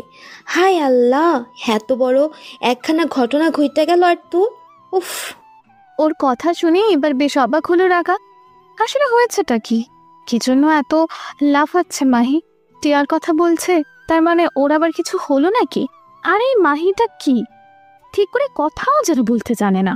রাগ হয়ে বলল, তুই কি এক্স্যাক্টলি কি হয়েছে সেটা বলবি আমায়? আচাইরা কথা পেঁচাচ্ছিস কেন? আরে ওই মাইয়ার বিয়া ভাইঙ্গা গেছে, আর তুই কিচ্ছু জানোস না। মাইয়া খালি ফোন দিয়া ভ্যা ভ্যা করবার পায়, কাজের কাজ কিচ্ছু পারে না, আহাম্মক কোথাকার। এবার যেন চমকে উঠল রাখা। টিয়ার বিয়ে ভেঙে গেছে কিভাবে? এঙ্গেজমেন্ট পর্যন্ত হয়ে যাওয়ার পর বিয়ে ভেঙে যায় কি করে? অবাক স্বরে বলল, বিয়ে ভেঙে গেছে? কখন? কিভাবে? গতকাল রাতে। দাঁড়া তোকে সব খুলে বলি, তার আগে এক গ্লাস পানি খাওয়া তো, গলাটা শুকিয়ে গেছে, পানি খাওয়া লাগবে। কিছুটা ধাতস্থ হয় মাহি। রাকা হাতের বইটা রেখে দেয়, বিছানা থেকে নেমে গিয়ে ডাইনিং রুমে পানি আনতে ছোটে। 2 মিনিটের মাথায় এক গ্লাস ঠান্ডা পানি আর 1 পিরিচ বিস্কিট এনে মাহির সামনে রাখে। ওর পাশে বসতে বসতে বলে, নে খা, বাসায় আজ বিস্কিট ছাড়া কিচ্ছু নেই, রাইসুলও নেই, থাকলে ওকে পাঠাতাম। তোর ফর্মালিটি তোর পকেটে রাখ, এখন অত কিছু ভাবার সময় নাই, আগে পানিটা খাই তারপর কথা বলি। মাহি ঢকঢক করে পুরো পানিটাই খেয়ে শেষ করে। একটা বিস্কুট মুখে পুরে দিয়ে বলতে শুরু করে আসল ঘটনা। রাকাও আগ্রহী চোখে তাকিয়ে শুনতে থাকে সব। মাহি বলে, কাল ডিনারে রেস্টুরেন্টে খেতে গিয়েছিল টিয়ারা, বরপক্ষের লোকের আসার কথা ছিল, একসাথে খেয়ে বিয়ের ডেট ফাইনাল করবে, সব ঠিকই ছিল, সবাই গেছে, কিন্তু বর নাই। পরে বেটায় কল দিয়ে টিয়ারে বলছে আসবে না, জরুরি কাজে আটকে গেছে। ঘটনা এই পর্যন্ত ঠিক আছে, আঙ্কেল আন্টি কেউ কিছু বলে নাই, কিন্তু তারপর ভ্রুদয় কুচকে আসে রাকার। মাহি এবারে হাসলো, বলল, ব্যাটাই তো আবার হেব্বি শেয়ানা, টিয়াদের মানা কইরা দিয়া নিচে গেছে গার্লফ্রেন্ড নিয়ে ডেটিংয়ে। গেছিস ভালো, ব্যাটায় আরও শেয়ানাগিরি কইরা গেছে ওই রেস্টুরেন্টে। ব্যাস যা হবার হইছে, বহু ধুলুস্থুল হইল। পোলার বাপ মায়ে তো লজ্জায় শেষ, আঙ্কেল খেপা যে দিল বিয়া ভাইঙ্গা। বাপরে, গেছে ভালো, ওই রেস্টুরেন্টে যাওয়া লাগলো কেন? লাও এখন ঠেলা। আচ্ছা, তারপর টিয়ার অবস্থা কি? হেবি কান্নাকাটি করলো, হাতটা তো আবার কাটলো নাকি? আরে ধুর, টিয়ার কিচ্ছু হয় নাই, একেবারে চুপ ছিল। ঝামেলাটা বাধাইছে আঙ্কেল, রেস্টুরেন্টে চিল্লি, বাসায় ফিরে রাগারাগি, জানিসই তো আঙ্কেলের যে মেজাজ। তার মধ্যে এবিপি অলওয়েজ হাই। হইল মাইনর অ্যাটাক। বলিস কি? আঙ্কেল এখন কোথায়? আশ্চর্য হয়ে যায় রাকা। অবশ্য আশ্চর্য হওয়ার কিছুই নেই। টিয়ার বাবা তোফায়েল সাহেব যেই পরিমাণে রাগী, তাতে এমন করে স্ট্রোক করে ফেলা তার জন্য অস্বাভাবিক কিছু নয়। লোকটা অসম্ভব রকম রাগী, খিটখিট করতেই থাকেন সবসময়। মাহি হসপিটালের নাম বলে জিজ্ঞাসা করে ও দেখতে যাবে কিনা। রাকা বলল, টিয়ার বাবা অসুস্থ, দেখতে যেতে হবে না? টিয়ার সাথেও তো দেখা করতে হবে। কেন, তুই যাবি না? যাবো ভাবছি, তুই কখন যাবি? টিয়া এখন কোথায়? বাড়িতে না হসপিটালে? হসপিটালে থাকলে চল, এখনই দেখা করে আসি। দাঁড়া, কল দিয়ে শুনে নি। মাহি উঠে দাঁড়ায়, ভ্যানিটি ব্যাগ থেকে ফোনটা বের করে কল দেয় টিয়াকে। কথা বলতে বলতে হাঁটতে লাগলো। কিছুক্ষণ পর কল কেটে দিয়ে রাকার সামনে এসে বলে টিয়া হসপিটালেই আছে, তাই দুজনেই দেখা করতে যায় সেখানে। হসপিটালে এসে আহাম্মকের মতো দাঁড়িয়ে আছে রাকা। মাহি বর্তমানে লাপাত্তা। টিয়ার বাবার জন্য ডাব কিনতে কাছে এসে, রোগীকে দেখতে এসে তো আর খালি হাতে আসা যায় না, কিন্তু ও সেই যে গেছে আর আসার নাম নেই। রাকার কবার কল দিয়েছে, কিন্তু বলে দিল ওকে একা একা যেতে, ওর নাকি আসতে দেরি হবে। রাকাই বা কতক্ষণ এভাবে দাঁড়িয়ে থাকবে, তাই বিরক্ত হয়ে হাঁটা শুরু করেন। কিন্তু একটু দূর আসতেই মনে হয় কাজটা ঠিক হলো না, কারণ রাকা কার্ডিওলজি ডিপার্টমেন্টটাও চেনে না। এমনিতেই হসপিটালে তেমন একটা আসেনি সে, সারা জীবন জ্বর সর্দি ছাড়া তেমন একটা কঠিন রোগ হয়নি ওর। আর সর্দি জ্বরের জন্য হসপিটাল ছুটবে এমন মন মানসিকতা বোধহয় এখনো বাঙালির হয়নি। তাই আহম্মকের মতো দাঁড়িয়ে থেকে কার্ডিওলজি ডিপার্টমেন্টটা খুঁজতে ব্যস্ত রাকা। 2-1 মানুষের কাছে জিজ্ঞাসা করেছিল ঠিকই, কিন্তু অর্ধেক পথ এসে সে রাস্তা ভুলে গেছে। হঠাৎই দেখতে পেল সাদা আবরণ পরা এক যুবক আসছে এইদিকে, সম্ভবত হসপিটালের ডাক্তার। ভাবলো এর কাছে জিজ্ঞাসা করা উচিত। খানিকটা ইতস্তত করে ডাক দিল তাকে। এই যে শুনছেন, আমাকে একটু কার্ডিওলজি ডিপার্টমেন্টটা কোথায় বলতে পারবেন? যুবকটা ফিরে তাকালো। সার্জিক্যাল মাস্কের আড়ালে ঢাকা, আর মুখটা দেখেই অবাক হলো রাকা। বিস্ময়ে তাকিয়ে বলল, সাদাব সাহেব আপনি? জি আমি। কিন্তু আপনি এখানে অসুস্থ নাকি? ডাক্তার দেখিয়েছেন? ভদ্রতা করেই প্রশ্ন করে সাদাফ। রাকা প্রত্যুত্তর করল, না, আমার কিছু হয়নি। অ্যাকচুয়ালি আমার এক ফ্রেন্ডের বাবা হার্ট অ্যাটাক করেছে, তাকেই দেখতে এসেছি কার্ডিওলজিতে। ও, এখন কি অবস্থা? আসলে আমি এখনও দেখতে যেতে পারিনি, মানে কার্ডিওলজি বিভাগটা কোথায় সেটাই খুঁজে পাচ্ছি না। আপনি কি একটু বলতে পারবেন? কিছুটাই ইতস্তত করে বলল রাকা। সাদাফ এক মুহূর্ত ভাবল, তারপর হাত দেখিয়ে কার্ডিওলজি ডিপার্টমেন্টে যাওয়ার রাস্তাটা দেখিয়ে দিল ওকে। কিন্তু কিছুই বুঝতে পারল না রাকা। এর আগে যাদেরকেও জিজ্ঞাসা করছিল সবাই এরকম করেই বলেছে, আর ফলাফল ও মাঝপথে এসে হারিয়ে গেছে। তাই কিছুটা জড়তা নিয়েই বলল, মানে আসলে আমি ঠিক বুঝতে পারছি না। আপনি কি একটু কষ্ট করে আমার সাথে যাবেন? মানে এর আগে যাদের বললাম ওরাও রাস্তা চিনিয়েছে, কিন্তু আমি খুঁজে পাইনি। তাই যদি একটু... ঠিক আছে, চলুন। বলেই ওকে সাথে করে নিয়ে যায় সাদাফ। একটু দূর হাঁটতেই খুঁজে পায় কাঙ্ক্ষিত সেই জায়গাটা। ডিপার্টমেন্টের সামনে এসে সাদাফ বলল, এই যে এসেছি। আপনি পেশেন্টের কেবিন নাম্বার জানেন তো? একটু কষ্ট করে খুঁজে নিন, আমার একটা ক্লাস আছে, তাই সমস্যা হবে না তো? সাদাফের ক্লাস আছে শুনে ওকে আর ডিস্টার্ব করতে ইচ্ছে করলো না ডাকার। মাথা হেলিয়ে বলল, ধন্যবাদ আপনাকে, আমি এতটুকু যেতে পারবো, সমস্যা নেই। ঠিক আছে, আমি আসছি, ভালো থাকবেন। বলেই মুচকি হেসে চলে গেল সাদাফ। রাকা তারপরও কিছুক্ষণ দাঁড়িয়ে থাকলো অকারণ। ভাবলো, এই সাদাফ নামের ছেলেটা ওকে বেশ কয়েকবার সাহায্য করেছে, প্রায়ই ঝামেলায় পড়ে হেল্প পেয়েছে তার কাছে। সত্যিই ছেলেটা ভালো ভেবেই নিজের অজান্তেই মুচকি হাসি ফুটে উঠল ওর ঠোঁটের কোণে। ধীর পায়ে হাঁটা শুরু করলো কেবিনের উদ্দেশ্যে। টিয়া, তুই কাঁদছিস কেন? বলবি আমাকে? এমন ভ্যাভ্যা করার কোনো মানে আছে? এটা হসপিটাল, এখানে দাঁড়িয়ে এমন করে কাঁদছিস কেন? টিয়া কাঁদছে। তোফায়েল সাহেবের কেবিনের সামনে দাঁড়িয়ে নত মুখে কাঁদছে। পাশে দাঁড়িয়ে আছে রাকা আর মাহি। সান্ত্বনা বানিয়ে এর সার্থক প্রয়োগ ঘটাচ্ছে তারা, কিন্তু টিয়া থামছে না, তার সুরে ফুপিয়েই যাচ্ছে। আমার আগেই সন্দেহ হয়েছিল। আমি কইছিলাম না এই পোলা ভালা না। আজকালকার যুগে যে বেটার চেহারা সুরত ভালো আর ওর যে গার্লফ্রেন্ড নেই, এই কথা তুই আমার বিশ্বাস করবার কস? আমি আগেই বুঝছিলাম। দেখলি রাকা, আমার কথা ঠিক হইল কি না? মাহির কথা শুনে বিরক্ত চোখে তাকালো রাকা। মেয়েটা যে কি না, চারপাশে এত মানুষ, ক্রমাগত হসপিটালের নার্স ডাক্তাররা ছোটাছুটি করছে, আর ও এখানে দাঁড়িয়ে নিজের মতো করে কি সব উল্টাপাল্টা বকে যাচ্ছে। চাপার আগে হিসিস করে উঠল রাকাম। মাহি, তুই কি একটু চুপ করবি? কেন আমি চুপ করব কেন? আমি কি ভুল কিছু বলছি নাকি মিথ্যা বলছি? তুই আমার চুপ করার কস কেন? রাগে ফুঁসে ওঠে মাহি। রাকা দাঁত কটমট করে তাকালো। ওর দিকে বর্ষার মতন কঠিন দৃষ্টি। মাছ ধরার সময় বর্ষা যেভাবে ছোড়া হয় সেই দৃষ্টি আর কি। বলল, ঠিক আছে, চুপ করিস না, আরও জোরে চিল্লা। ওই যে তোর ওই ডক্টর ক্রাশটা আছে না, উনি তো এদিকেই আসছেন। আসুক, তোর এই খ্যাতমার্কা ভাষা ওনাকেও একটু শুনিয়ে ওনাকে ধন্য কর। বলেই বিরক্তিতে অন্যদিকে মুখ ঘুরিয়ে নিল রাকা। বর্তমানে মাহির সাথে কথা বলতে ওর বিরক্ত লাগছে, আর টিয়ার কান্নাটাও অসহ্য লাগছে। মেয়েটা যে এমন করে ভ্যাঁ ভ্যাঁ করে কাঁদতে পারে সেটা আগে তো জানতো না ওরা। কাঁদার উপরে যদি নোবেল প্রাইজ দেওয়া হতো তাহলে তো সেই নোবেলটা টিয়াকে দেওয়া হতো। রাকা আশ্চর্য হয়ে যায়। রাকার বলা ক্রাশ ডক্টর কথাটা কর্ণকুহরে প্রবেশ করতে চমকে উঠল মাহি। তৎক্ষণাৎ মুখ বন্ধ করে ফিরে তাকালো রাকার তাকালো দিকে। ওরা দাঁড়িয়েছিল কার্ডিওলজি ডিপার্টমেন্টের করিডরে, টিয়ার বাবার কেবিনের সামনে। দেখতে পেল ওদের ঠিক উল্টো পাশ দিয়ে আসছেন একজন ডক্টর। পরনে সাদা অ্যাপ্রন, গলায় ঝুলছে স্টেথোস্কোপ। আজ বিকেলে এই তরুণ ডক্টরকে দেখে ক্রাশ খেয়েছে মাহি, তাই তার সামনে নিজের খারাপ রূপটা দেখাতে চাইল না সে। চুপ করে দাঁড়িয়ে রইল। রাত 2:30 বাজে। গভীর ঘুমে আচ্ছন্ন হয়ে আছে ফাহাদ। হঠাৎই তুমুল আওয়াজ নিয়ে বেজে উঠল তার সেলফোনটা। ঘুমন্ত ফাহাদ বিরক্ত হলো। হাত বাড়িয়ে বালিশের নিচে থাকা ফোনটার ভলিউম বাটনে চাপ দিয়ে আবারও মগ্ন হলো ঘুমে। থাকুক ওটা সাইলেন্ট হয়ে। রাত দুপুরে অহেতুক বিরক্ত ভালো লাগে না। নিশ্চয়ই মোবাইল অপারেটর থেকে কল এসেছে।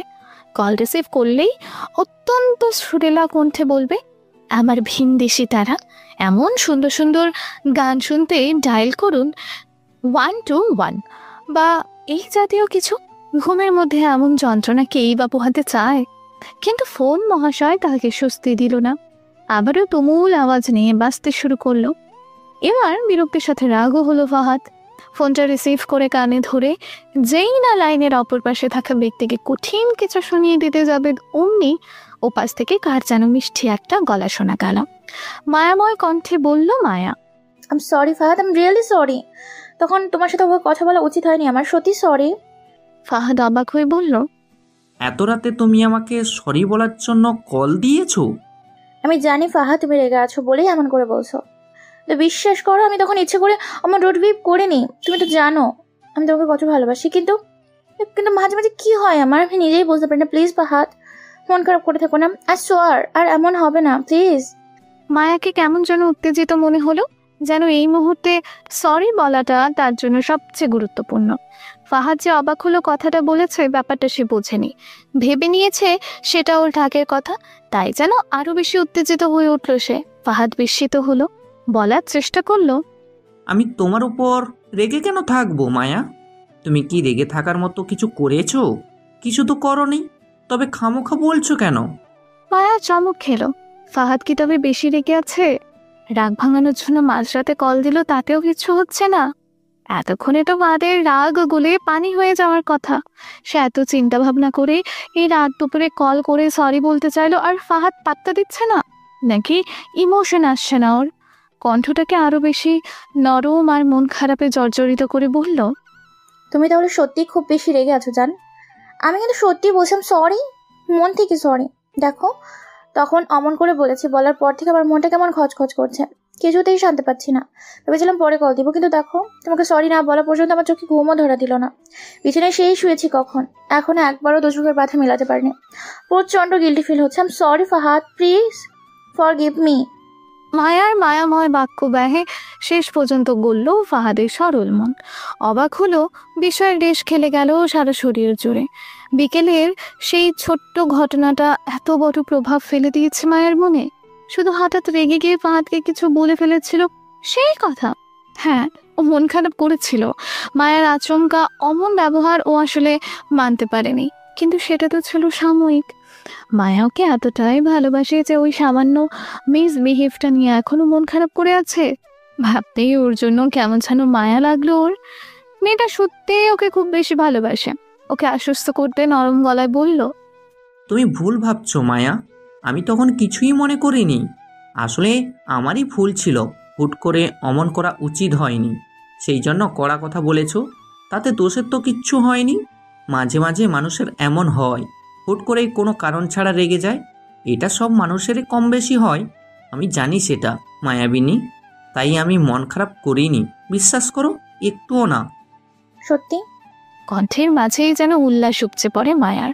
ফাহাদ হাসে ওর এই বাচ্চামো দেখে, মৃদু স্বরে জানান দেয়, ভালোবাসি ফাহাদ, অনেক বেশি ভালোবাসি। প্রত্যুত্তরে মায়ার গদগদ হয়ে আসা কণ্ঠ শোনা যায়। সে যেন খুশিতে লাফিয়ে উঠেছে, আহ্লাদ করে বলল, সত্যি ভালোবাসি। এখন ঘুমাও তো, অনেক রাত হয়ে গেছে। না ঘুমালে তো আবার তোমার চোখে নিচে কালি পড়ে যাবে, তখন পেতনি লাগবে, পেতনি, বুঝেছো? এখন লক্ষ্মী মেয়ের মতো ঘুমাও। বলেই মিষ্টি করে হেসে ফোনটা রেখে দিল ফাহাদ। স্ক্রিনের দিকে তাকিয়ে মায়ার মুখে ফুটে উঠল অদ্ভুত এক বাঁকা হাসি। সে হাসিতে সৌন্দর্য প্রকাশ পেল না, শব্দও হলো না, শুধু ঠোঁটের কোণটা বেঁকে গেল একটু। না ঘুমালে তোমার চোখের নিচে কালি পড়ে, তাই নাকি আপু? তা প্রতিদিনই যে রাত জাগিস, কই এখন তো কালি পড়ছে না। ফাহাদ ভাই কি জানে সে কথা? কারো বিদ্রুপ মেশানো কণ্ঠ শুনে ফিরে তাকালো মায়া। দেখতে পেল ব্যালকনির অপর সাইডে কফির কাপ হাতে দাঁড়িয়ে আছে ছায়া।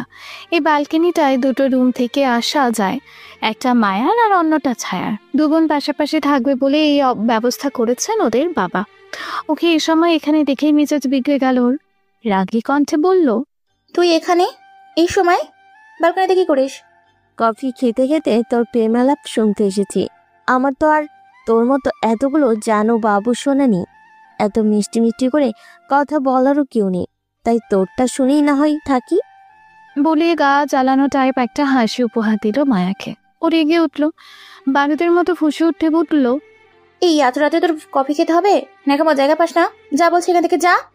ছায়া অবাক হলো না, কারণ সে জানে তার এই বড় বোন চিরকালই এমন বদমেজাজি। তার মেজাজকে পাত্তা দেওয়ার কোনো মানেই হয় না। ডোন্ট কেয়ার মুড নিয়ে বলল, ব্যালকনিটা তোমার একা না আপু, যে তুই বলে আমি সুরসুর করে চলে যাব। তোর দরকার হলে তুই যা, আমি যাচ্ছি না। বলেই অন্যদিকে তাকিয়ে কফির কাপে চুমুক দিল ছায়া।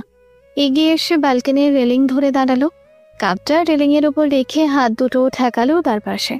বাহিরের দিকে অহেতুক মাথা ঝুঁকিয়ে খুব মনোযোগ দিয়ে কি যেন দেখতে ব্যস্ত হয়ে গেল। এদিকে মায়া যে দাঁড়িয়ে দাঁড়িয়ে তুষের আগুনের মতন ফুঁসছে সেটা আর খেয়ালই করলো না। ভাব দেখালো এমন যেন ও ছাড়া আর সেখানে দ্বিতীয় কোনো প্রাণীর অস্তিত্বই নেই। মায়া কিছুক্ষণ কঠিন দৃষ্টিতে তাকিয়ে থাকলো ওর দিকে। ওর কার্যকলাপ নিবিড়ভাবে পর্যবেক্ষণ করলো, অতঃপর দপদপ পায়ে হেঁটে চলে গেল নিজের ঘরে। যাওয়ার পর প্রচণ্ড শব্দ করে দরজাটা লাগাতেও ভুলল না, কিন্তু ছায়া তাতেও ফিরে তাকালো না, নিজের কাজেই ব্যস্ত হয়ে রইল। 7 দিন পর হসপিটাল থেকে রিলিজ দেওয়া হলো তোফায়েল সাহেবকে। কদিনে বেশ কয়েকবার সাদাফ নামে সেই পরোপকারী ছেলেটার সাথে দেখা হয়েছিল রাকার।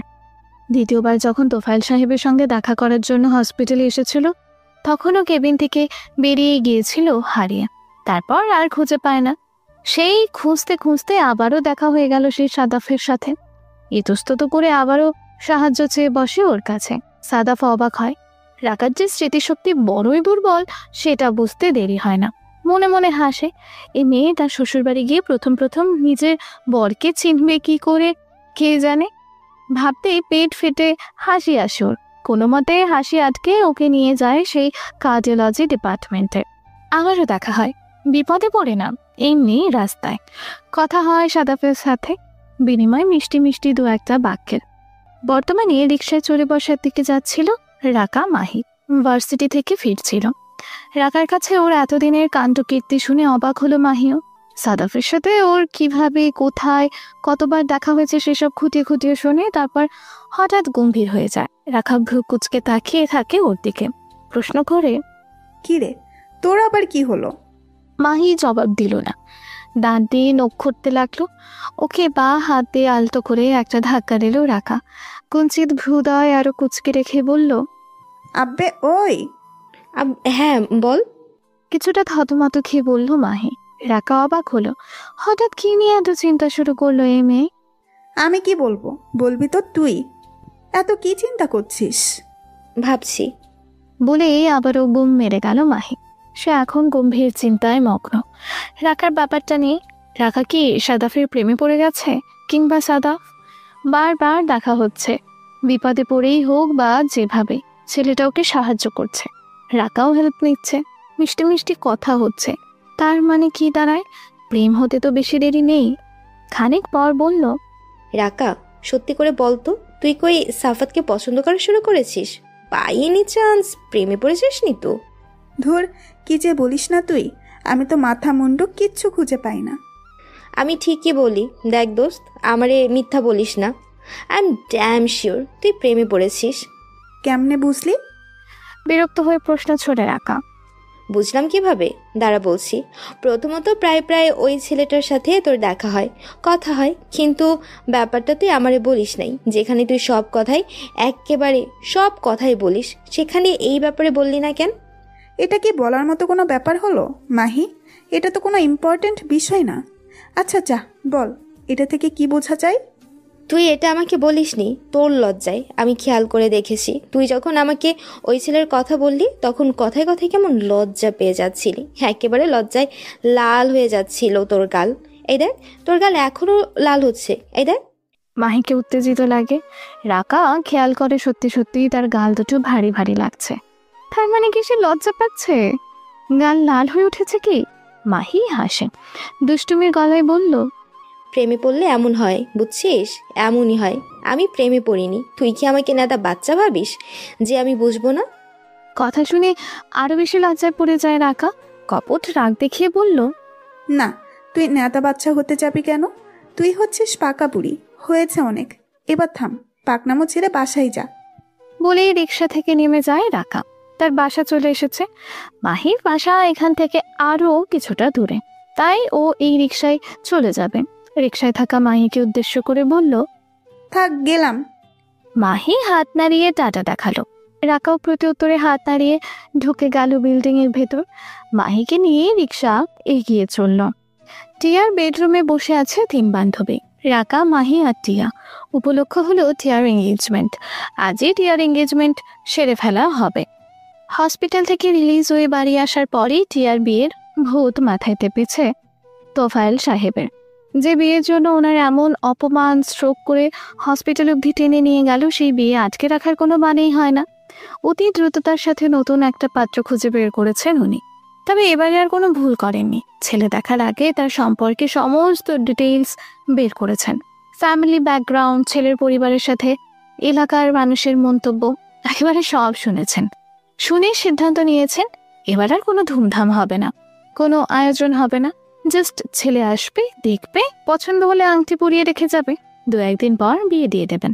চাই কি, বরপক্ষ চাইলে আর ওনাদের পছন্দ হলে একেবারে বিয়েও করাতে পারেন। নো ঝুট ঝামেলা, অনলি বিয়ে অ্যান্ড মাইয়া বিদায়। ছেলের নাম অনন্ত, দেখতে শুনতে স্মার্ট অ্যান্ড হ্যান্ডসাম, ঢাবির প্রাক্তন স্টুডেন্ট। এখন একটা প্রাইভেট ভার্সিটিতে চাকরি করছে, 3 মাস হলো। চাকরিটা এখনো থিথু হয়নি ঠিকই, তবে সমস্যা নেই। পাত্রের বাবা নিজস্ব ব্যবসা আছে। ছেলেরা 2 ভাই, বড় ভাই আমেরিকা থাকে।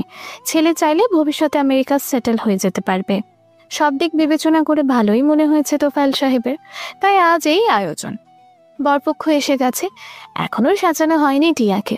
যদিও তোফায়েল সাহেব বলেছিলেন যে কোনো সাজগোজের প্রয়োজন নেই, কিন্তু তারপরও টিয়ার মায়ের ইচ্ছেতেই সাজতে বসেছে টিয়া। তাকে সাজিয়ে দেয় গুরু দায়িত্ব পালন করছে বিশিষ্ট সাজনী বুড়ি মাহি। হেল্পার হিসেবে কাজ করছে রাকা। ব্যাস, এই তো হয়ে গেছে সাজ। টিয়া, তোকে যে কি সুন্দর লাগছে না, পাত্র দেখেই তো টাসকি খাবে রে। সাজ শেষ করে উচ্ছ্বাস প্রকাশ করে মাহি।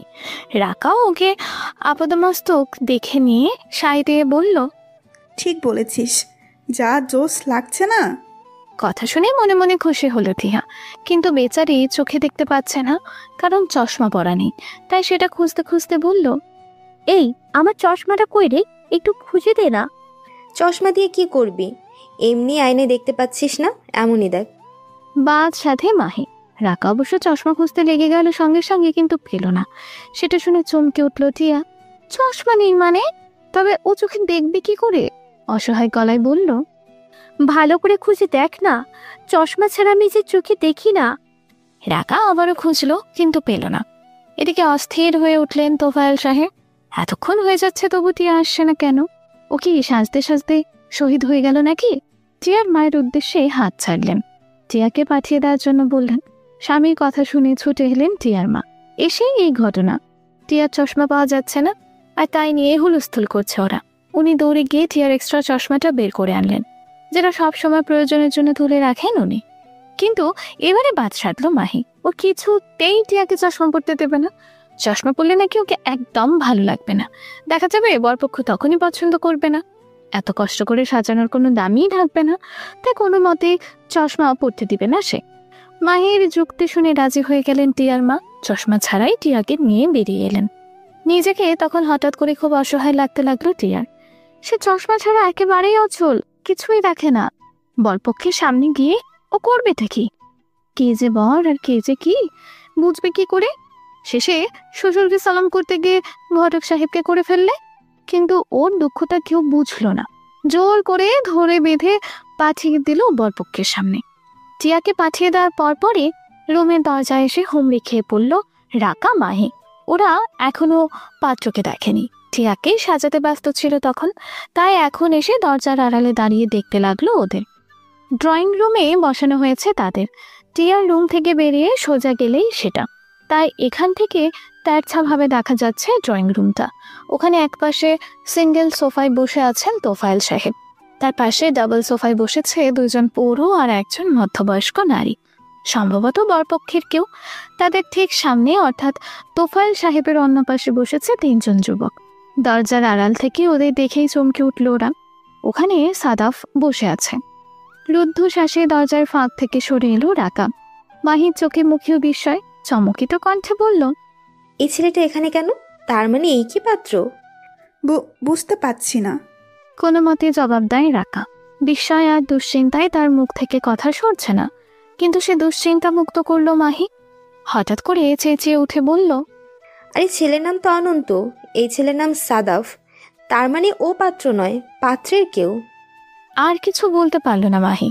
তার আগেই রাকা ছোটে এসে ওর মুখ চেপে ধরল, ইশারায় বোঝালো চুপ করতে। মাহি চুপ করলো, কিন্তু মুখ থেকে ওর হাতটা সরিয়ে দিয়ে চাপা স্বরে নিজের উচ্ছ্বাস প্রকাশ করতে ভুলল না। বলল, ইয়ে, সাদাফ টিয়ার পাত্র নয়, ইয়ে রাকা, তোর তো সেট হয়েই গেছে। নাচ দোস্ত নাচ, লেটস এনজয়। রাকা খুশি হলো। বুকের ভেতর থেকে যেন এক টানের পাথর নেমে গেল। আনন্দে উচ্ছ্বসিত হয়ে জড়িয়ে ধরল মাহিকে। সে জানে না কেন, তবু সে খুশি হলো। টিয়ার বর সাদাফ নয়, অন্য কেউ। এজন্যই হয়তো হঠাৎ অকারণে খুশি হতে চায় মানুষের মন।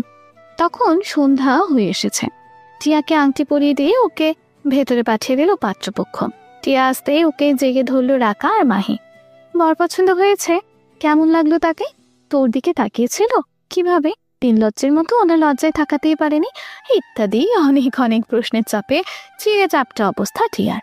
শুধু বউ বেচারার মতো করে বলল সে, আমি তো ওকে দেখতেই পারিনি, তোরাই তো চশমা ছাড়া পাঠালি, তো আমি দেখবো কি করে? তাই বলে একটুও দেখিসনি অন্তত মুখটা? আশ্চর্যময় প্রশ্ন ছুড়ল রাখা।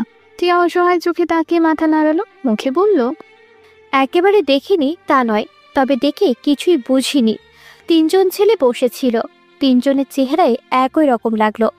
আবছা আবছা মুখাবয়বে সাদা সাদা দাঁত, সব একই রকম। এর মধ্যে যে কোনটা ও কি করে বুঝবো? আমি আগেই বলছিলাম, এই মাইয়ার কপালে দুঃখ আছে, মহা দুঃখ আছে। এই মাইয়া বিয়ের পর কি করবে আল্লাহই জানে। টিয়ার কথার প্রতি উত্তরে কপাল চাপড়ে উঠল মাহি। টিয়ার ভবিষ্যৎ চিন্তা করে তার মাথা ঘুরছে। চশমা ছাড়া তো এই মেয়ে কিছুই দেখে না। ড্রয়িং রুমে তিনটা ছেলে বসেছিল, তিনজনই আলাদা আলাদা রকম সুন্দর, আর এই হাদা মেয়ে বলে কিনা তিনটাই এক। উফ, বহুত কষ্টে ওকে বুঝিয়ে দিয়ে বলল কোনটা ছিল ওর হবু বর, আর সাদাফ কেউ যে দেখলো সেটাও বলল। এই যে মিস, একটু শুনবেন? ডাক শুনে ফিরে তাকালো মাহি, দেখলো সাদাফ দাঁড়িয়ে আছে। অবাক হলো মনে মনে, রাকাকে না ডেকে ওকে কেন ডাকছে? ওহো, রাকা যে এখানে আছে সেটা বোধহয় জানি না সাদাফ। ভুল বুঝতে পারলো মাহি। ওকে দেখে একটু অবাকই হলো যেন সাদাফ হয়তো ওকে ডাকার বান্ধবী হিসেবে চিনে ফেলেছে। তবুও নিজেকে সামলে নিয়ে বলল, ইয়ে মানে আপনি টিয়া ভাবির কি হন? বোন? না, আমি ওর বান্ধবী। কেন বলুন তো? ইয়ে মানে টিয়া ভাবির নাম্বারটা একটু দিতে পারবেন? মানে বোঝেনি তো, অনন্ত একটু। বুঝেছি, দাঁড়ান দিচ্ছি, ফোনটা আনছি। বলেই ওকে দাঁড়াতে ইশারা করে রুমের ভেতরে ঢুকে গেল মাহি। ভেতরে রাকা টিয়া গল্পে মগ্ন, আর চোখে ওদের দিকে তাকিয়ে মুচকি হাসলো মাহি। মনে তার শয়তানি বুদ্ধি গিচগিচ করছে। ফোন হাতে বেরিয়ে এসে নাম্বারটা দিয়ে দিল সাদাফকে। অনন্তরা চলে যাওয়ার পরপরই টিয়াদের বাসা থেকে বেরিয়ে আসলো রাকা আর মাহি। রাত হয়ে এসেছে, কিন্তু কোনো রিকশায় পাওয়া গেল না। কিছুক্ষণ দাঁড়িয়ে থাকার পর সিদ্ধান্ত নিল হেঁটে চলে যাবে। যেহেতু দুজন আছে তাই হাঁটতে কোনো সমস্যাও হলো না। রাতের আকাশে আজ কোনো তারা নেই, এক ফালি চাঁদও তাও মেঘের আড়ালে লুকিয়ে আছে। ল্যাম্পপোস্টের আলো ছাড়া আর কোনো আলো নেই। কোথা থেকে যেন একটা ঝিঁঝি পোকা একটানা বিরামহীন ভাবে দেখে যাচ্ছে। রাস্তার এক পাশ দিয়ে হাঁটছে ওরা। কিছুক্ষণ অতিবাহিত হওয়ার পর মাহি খুব মৃদু স্বরে ডাকলো, এই রাকা। বল। ছোট্ট করেই জবাব দেয় রাখা। জনমানব শূন্য সেই রাস্তায় নিজের কণ্ঠেরই প্রতিধ্বনি শুনতে পেল। মাহি আগের মতো ক্ষীণ কণ্ঠস্বরে বলল, আমি না একটা কাজ করেছি। কাজ না অকাজ? তীক্ষ্ণ দৃষ্টিতে তাকালো রাকা। মাহির কথার ধরনই বলে দিচ্ছে ও কোনো একটা অকাজ করে এসেছে। প্রত্যুত্তরে মাহি মাথা নিচু করে ফেললো, ধীর গলায় বলল, ইয়ে মানে টিয়ার ওই দেবরটা আছে না, ওই যে তোরই সাদাফ, ওই ছেলে আজ সন্ধ্যার দিকে আমার কাছে এসে টিয়ার নাম্বার চেয়েছিল। দিয়েছিস? আমি না তোর নাম্বার দিয়ে দিয়েছি। মানে দেখ, অনন্ত ভাইয়ার সাথে টিয়ার বিয়ে ঠিক হয়েছে, তাই না? সেই হিসেবে আমরা তো ওনার শালিকা হলাম। তাই আর কি মজা করে তোর নাম্বারটা দিয়েছি। একবার ভাব, দুলাভাই যখন লজ্জা লজ্জা ভাব করে টিয়া মনে করে তোকে কল দিবে তখন কি হবে। আমি তো ভাবতেই হাসিতে ফেটে পড়ছি। উফ, কি যে মজাটা হবে না। শেষের কথাগুলো খুব বেশি উৎফুল্লতার সাথে বলে উঠল মাহি। এক মুহূর্তের জন্য থমকে গেল রাকা। মানে কি এসবের? টিয়ার নাম্বার না দিয়ে রাকার নাম্বার? এরকম হ্যারাসমেন্টের মানে হয় কোনো? আর তাছাড়া অনন্ত ছেলেটার সাথে কি ওদের খুব সখ্যতা গড়ে ওঠেনি এখনো? তাহলে মাহি সবসময় এমন একটা করে প্যাচ লাগিয়ে দেয় না? উফ, বিরক্ত হয়ে বলল, এখনও টিয়ার সাথেই ওনার পার্সোনালি কথা হলো না, পরিচয় হলো না, আর উনি নাম্বার চাইতেই ঢ্যাং ঢ্যাং করে আমার নাম্বার দিয়ে দিলেন। বলি, এতই যখন মজা করার স্বাদ, তখন নিজের নাম্বার না দিয়ে আমার নাম্বার দিতে গেলি কেন? হ্যাঁ, তোর নাম্বার দিলে কি ক্ষতি হতো? আহা, দিয়েছি তো কি হয়েছে? তুইও যা, আমিও তা, দুজনেই তো দুলাভাই হয়, তাই না? শোন, পরে যখন তোর কাছে টিয়ার নাম্বারটা চাইবে তখন কিন্তু সহজেই দিয়ে দিবে না, ঠিক আছে? আগে কিছুক্ষণ পেঁচাবি, ট্রিট চাইবি, বুঝলি? আমাদের দুলাভাই বলে কথা, একটু টাকা না খসালে কি হয়? বলেই দাঁত বের করে হাসতে শুরু করলো মাহি। রাকা কঠিন চোখে তাকায়, পাল্টা যুক্তি দেখানোর চেষ্টা করে, কিন্তু লাভ হয় না। যা হবার তা হয়ে গেছে, এখন অত ভেবে কি লাভ? শেষ পর্যন্ত মাহির কথার বিপরীতে কোনো যুক্তি ওর খাটে না। কথার লড়াইয়ে বিজয়ী হয় মাহি। অগত্যা মনটা খারাপ হয়ে গেল রাকার। ধ্যাত, পাত্রী দেখে আসার পর অনন্তদের বাড়িতেই থেকে গেল ফাহাদ আর সাদাফ। বন্ধুর বিয়ের পাত্রী দেখা হয়েছে, বিয়ে ঠিকঠাক। এখন বন্ধুকে একটু না জ্বালালে হয়। নতুন বউ নিয়ে টিপস দিবে, বিবাহিত জীবন সম্পর্কে ভয় দেখাবে, আরও কত গুরুত্বপূর্ণ কাজ আছে না? বর্তমানে অনন্তের রুমে বসে আছে 3 জন। শিফাতেরও আসার কথা, কিছুক্ষণের মধ্যেই হয়তো এসে যাবে। ও বেচারা গার্লফ্রেন্ডের সাথেই ডেটিংয়ে গিয়ে আর ওদের সাথে যেতে পারেনি। যাই হোক, এখন চলছে ছোটখাটো আলাপন। সিফাত এসে পৌঁছালেই শুরু হবে বিয়ে নিয়ে বন্ধুদের চূড়ান্ত ফাইজলামি আর জ্বালাতন। সাদাফ বলল, দোস্ত, মেয়ে পছন্দ হয়েছে তো? অনন্ত ছেলেটা স্বভাবের দিক দিয়ে একটু চাপা আর লাজুক। ওদের 4 বন্ধুর মধ্যে ওই সবচেয়ে কম কথা বলে।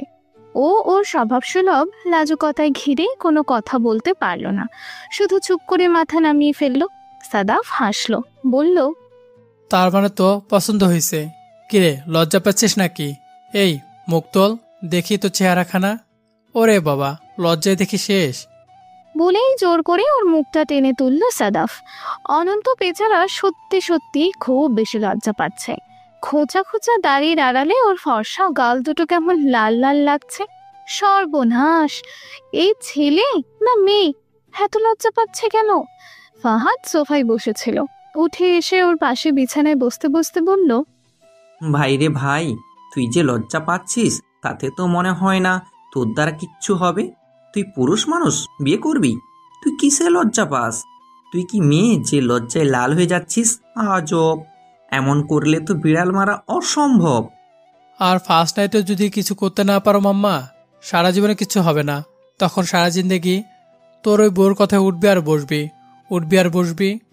লাইফের স্বাধীনতা তখন পুষ্করির পানিতে গিয়ে ডুব খাবে, বুঝছিস?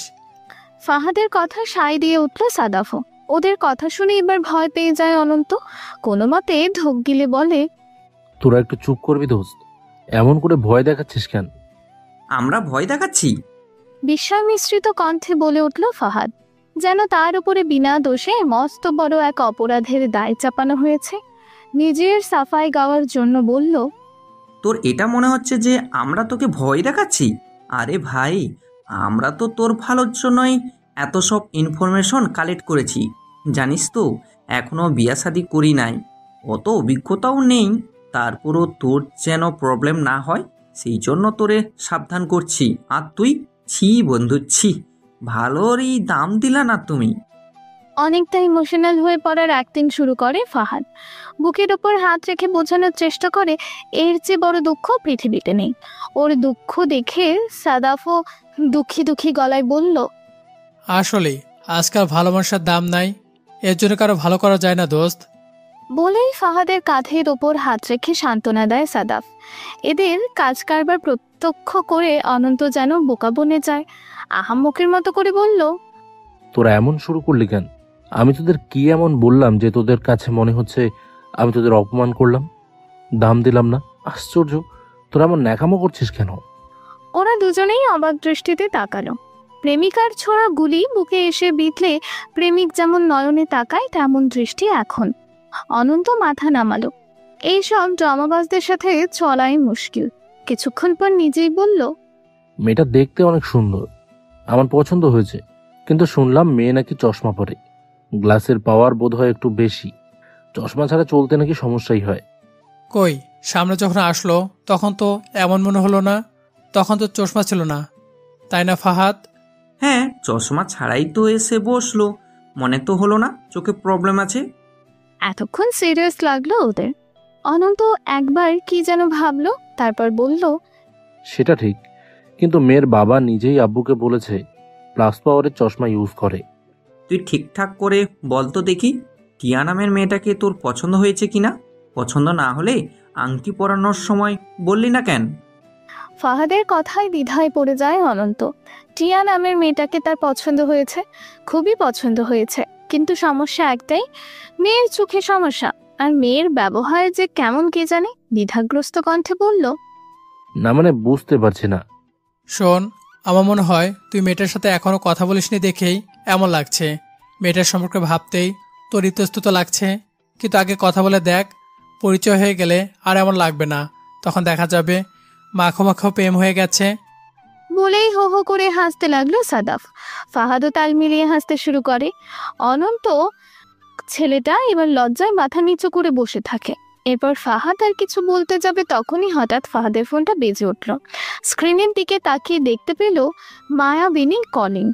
লেখাটা দেখেই ঠোঁটের কোণে হাসি ফুটে উঠল ওর। ফোনটা হাতে নিয়ে বন্ধুদের দিকে তাকাতেই দেখতে পেল ওরা কেমন যেন চুপ করে তাকিয়ে আছে। সাদাফ তো ফাইজলামি করে বলেই ফেললো, নে, বলতে না বলতেই আমাদের ফাহাদের মায়াবিনী কল করেছে। শোন অনন্ত, টিয়া ভাবির সাথে যখন তোর প্রেম হয়ে যাবে তখন কিন্তু এমনই হবে, বুঝছিস? ফাহাদের মতো তোকে তখন প্রেমিকার ফোন রিসিভ করতে হবে, যখন যেখানে যেভাবে ডাকবে অমনে যাইতে হবে। যদি না শুনিস তখন। বলেই ডান হাতটা গলার কাছে এনে ছুরি চালানোর ভঙ্গি করে জিভ বের করলো। মানে কথা না শুনলেই শেষ, খুন করে দেবে। ওর ভঙ্গিমা দেখে মৃদু হাসলো অনন্ত। ফাহাদ রাগি চোখে তাকালো, কিন্তু কিছু বলার সুযোগ পেল না। কলটা রিসিভ করে অনন্তের ব্যালকনির দিকে চলে গেল। ওদের থেকে আড়ালে এসে প্রেয়সীর ফোন কানে নিয়ে বলল, হ্যাঁ মায়া, বলো। তুমি কোথায় ফাহাদ? বাসা আছো? না, একটু বাইরে আছি। কেন? ফাহাদের উত্তর শুনে বোধহয় খুশি হলো মায়া। অনেকটা বায়না ধরা সুরে বলল, তুমি আমার বাসার সামনে আসো তো, তোমাকে দেখবো তো, আজই আসো। তোমার বাসার সামনে? এখন কিভাবে আসবো? রাত হয়ে গেছে না? মায়ার আবদার শুনে অবাক হলো ফাহাদ। বোঝানোর চেষ্টা করলো, কিন্তু মায়া নাছোড়বান্ধা বলল, রাত হয়ে গেছে তো কি হয়েছে? আমি ডাকলে তুমি আসতে পারবে না? প্লিজ আসো না, তোমাকে খুব দেখতে ইচ্ছে করছে আমার, প্লিজ আসো। মায়া, বোঝার চেষ্টা করো, এখন অনেক রাত হয়ে গেছে, আর এত রাতে তোমাদের বাসার সামনে আমি কিভাবে আসবো? যদি কেউ দেখে ফেলে? শোনো, আমি ভিডিও কল দিচ্ছি, তখন দেখো, কিন্তু প্লিজ বাসার সামনে যেতে বলো না, এটা আপাতত সম্ভব না, প্লিজ। কেন সম্ভব না ফাহাদ? তুমি আমাকে ভালোবাসো না? যদি ভালোবাসো তবে আসতে পারবে না? কেউ দেখবে না, দেখলেও কিছু হবে না, তুমি আসো তো, প্লিজ আসো। বাচ্চামো করো না মায়াবিনী, তুমি বাচ্চা নও, যথেষ্ট ম্যাচিউর হয়েও এমন কথা তোমার মুখে মানায় না। আমি এখন আসতে পারবো না, কোনো মতে না। তুমি তাহলে আসবা না? সেটা এখন সম্ভব হচ্ছে না। তাহলে তোমার সাথে আমি কথাই বলবো না। এটা তোমার আবেগের কথা, আমি খুব ভালো করেই জানি। আমার সাথে কথা না বলে তুমি থাকতেই পারবে না, আমিও না। শোনো, তুমি ঘুমানোর আগে ভিডিও কল দিও, কথা হবে। এখন রাখছি, বাই। বলেই ওকে আর কিছু বলার সুযোগ না দিয়ে কলটা কেটে দিল ফাহাদ। হঠাৎ করেই মাথার উপর খুব বিরক্ত লাগছে। মেয়েটা সময়ে অসময়ে কারণে অকারণে এমন উটকো বায়না ধরে, রাত বিরাতে ঘুম থেকে জেগে ওঠে বলে দেখতে ইচ্ছা করছে। বলি, এটা কি মগের মুল্লুক যে যখন যা বলবে তাই হবে? প্রেম মানেই যন্ত্রণা, কেন যে মানুষ প্রেম করে। ফাহাদ ফোন কেটে দেওয়ার পরপরই হতভম্ব হয়ে গেল মায়া। স্ক্রিনের দিকে বিস্ফোরিত দৃষ্টিতে তাকিয়ে রইল। ফাহাদ তার কথা শুনল না, তার আবদার রাখলো না। কেন? ভাবতেই হঠাৎ করেই ওর প্রতি একটা কঠিন রাগ সৃষ্টি হলো মস্তিষ্কে। ইচ্ছে হলো ফাহাদের গলা চেপে ধরতে। ছেলেটার এত বড় সাহস হলো কি করে? মায়ার ক্ষোভের অনলে ঘি ঢালার কাজটা করলো ছায়া। টিটকিরি মেরে বলল, কিরে, তোর পাগল প্রেমিক আসতে রাজি হলো না? আগেই বলেছিলাম হবে না, দেখলি তো। বলেই গা জ্বালানো তার ফাঁসি উপহার দিল ওকে। মায়া অগ্নি দৃষ্টিতে তাকালো। এমনই কঠিন সেই দৃষ্টি যে দেখলে মনে হবে ওই চোখ দিয়েই কাউকে ভস্ম করে দেওয়ার ক্ষমতা রাখে সে। দাঁতে দাঁত চেপে ধরে বলল, তুই এখন এখান থেকে যা ছায়া, চলে যা। কথাটাকে পাত্তা দিল না ছায়া। ঠোঁটটা বাঁকিয়ে হাসার চেষ্টা করলো, বলল, সবসময় নিজের দিক ভাবলে হয় না, বুঝছিস? কখনো কখনো অন্যের দিকটাও ভাবতে হয়। তুই অলওয়েজ ফাঁদ বাইয়ের উপর পর্দারি ফলাস, যা বলিস তাই করতে বাধ্য করিস। কিন্তু এটা ঠিক না। সবসময় এমন করলে দেখবি ফাঁদ বাই একসময় আর তোকে পাত্তা দিচ্ছে না, তোর উপর বিরক্ত হচ্ছে। তখন ডেকে ডেকে মরলেও আসবে না। কেন আসবে না? ওকে আসতেই হবে, ও আসবেই, কারণ ও আমাকে ভালোবাসে। আমার কোথাও না এসে থাকতেই পারবে না। গত 3 বছর ধরে দেখে আসছে, আমি যা বলেছি ও তাই করেছে, তাই আজও বাধ্য। রাগে চিৎকার করে উঠল মায়া। ছায়া তাচ্ছিল্যের হাসি দিয়ে বলল, গত 3 বছর ধরে করেছে মানে এই নয় যে আগামী 3 বছর সে এমন করেই যাবে। সময় বদলায়, সাথে মানুষও বদলায়। ফাহাদ ভাইও বদলাবে। আর যেমন তোর কথায় আসতে না করে দিল, তেমনি একসময় আর আসবে না। এখন সময় আছে, নিজেকে বদলা, অন্যকে সম্মান দিতে শিখ। শুধু তোর কথাটাই শেষ কথা নয়, আরো কারো কথা থাকতে পারে। খবরদার, আমাকে জ্ঞান দিতে আসবি না তুই। ছোটর মতো থাক, পাকনামি করতে আসবি না একদম। আর এক্ষুনি বেরিয়ে যায় এখান থেকে। ফাহাদ আস, আমি দেখে নিব। হাত দেখিয়ে ওকে চলে যেতে ইশারা করলো মায়া। রাগে তার গা জ্বলে যাচ্ছে। কাউকে খুন করে ফেলতে ইচ্ছে করছে। কাকে? ফাহাদকে হয়তো বা, কিন্তু ছায়া গেল না। ঠায় দাঁড়িয়ে থেকে বলল, রাগ দিয়ে বিশ্ব জয় করা যায় না আপু। আমি জানি ফাহাদ ভাই তোকে ভালোবাসে, খুব ভালোবাসে। তোর ওই 8-10টা বয়ফ্রেন্ডের মতো ও নয়। তাই বলছি, এমন ভালোবাসা হেলাই হারাস না। সময় থাকতে সূর্যে যা। তোকে যেতে বলেছি আমি, যা এখান থেকে। হাতের কাছে একটা ফ্লাওয়ার ভাস পেয়ে ছুঁড়ে মারে সেটা। দেয়ালের গায়ে বাড়ি খেয়ে ঝনঝন করে মেঝেতে পড়ে যায়। ভেতরের ফুলগুলো ছিটকে এলোমেলো হয়ে যায়। ছায়া ভীরু চোখে বোনের দিকে তাকায়। তার ফর্সা মুখ বিবর্ণ হয়ে গিয়েছে, কেমন ফ্যাকাশে দেখাচ্ছে। শুধু চোখ দুটোকেই উজ্জ্বল লাগছে। রাগে জলজল করতে থাকা 2 চোখ। বুঝতে পারে আর বেশিক্ষণ এখানে থাকা নিরাপদ নয় ওর জন্য। ছুটে বেরিয়ে যায় ঘর থেকে। ও বেরিয়ে যেতেই আরও একটা শোপিস তুলে দেয়ালে ছুড়ে দেয় মায়া। আগের মতো ধাতব নয়, এটা ক্রিস্টালের তৈরি। বাড়ি খেয়ে মুহূর্তেই চূর্ণ বিচূর্ণ হয়ে ছড়িয়ে পড়ে মেঝেতে। ওর রাগ কমছে না, বরং বেড়েই চলেছে। নিজেকে শান্ত রাখার চেষ্টা করে মায়া, সম্ভব হয় না। রাগে নিজের চুল নিজেই ছিঁড়তে শুরু করে। অস্থির অশান্তি লাগে, কিছুই সহ্য হচ্ছে না। অদ্ভুত যন্ত্রণায় নিঃশ্বাস হয়ে যায় মায়া। ফোনে কথা বলা শেষ করে ব্যালকনি থেকে রুমে প্রবেশ করলো ফাহাদ। প্রেম করার জন্য নিজের প্রতি একটা চাপা আক্ষেপ প্রকাশ করে বলল, সালা, প্রেম করাও দোষ, না করাও দোষ। শোন অনন্ত, খবরদার টিয়া ভাবির সাথে প্রেম করতে যাস না। মাইয়া মানুষ যে কি সেইটা আমি বুঝছি। আমার অত ভুল তুই করিস না ভাই। ইয়া ঠিক করছে, তুই সিধা বিয়ার পিড়িতে গিয়া বস। নো প্রেম, নো ঝামেলা। কেন, তোর গার্লফ্রেন্ডের আবার কি বায়না ধরলো? হানিমুনে চাঁদে যাইতে চাইছে না সরছে? বলেই হো হো করে হাসতে থাকলো সিফাত। ওর কণ্ঠ শুনে ফিরে তাকালো ফাহাদ। ওকে আসতে দেখে অবাক হয়ে বলল, কিরে, তুই আবার কখন এলি? যখন তুমি তোমার গার্লফ্রেন্ডের সাথে প্রেমালাপ করতে ব্যস্ত ছিলে তখন। হাসতে হাসতে জবাব দিল সিফাত। ফাহাদ গিয়ে সাদাফের পাশে সোফায় বসলো। ওর মুখের ভাব দেখে ভ্রু কুচকালো সাদাফ। ধীর কণ্ঠে জিজ্ঞেস করলো, তোর আবার কি হলো? এবার হবে, রাতের বেলায় ফোন দিয়ে বলে দেখতে ইচ্ছে করছে, পাঁচার সামনে আসো। ভাই রে ভাই, এটা কি মগের মোল্লুক বল? কেন, সমস্যা কি? যাইতি, প্রেমিকার সাথে রসালাপ করে আসতি।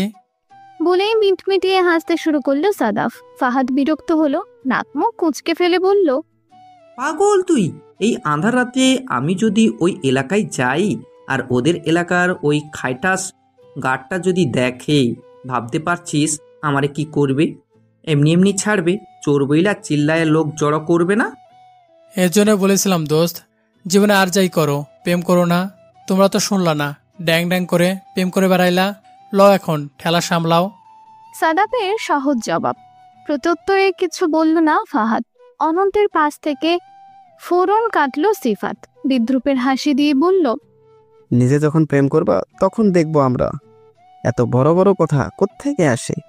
গার্লফ্রেন্ডের কথায় যখন চরকি নাচন নাচবি তখন হবে আসল মজা।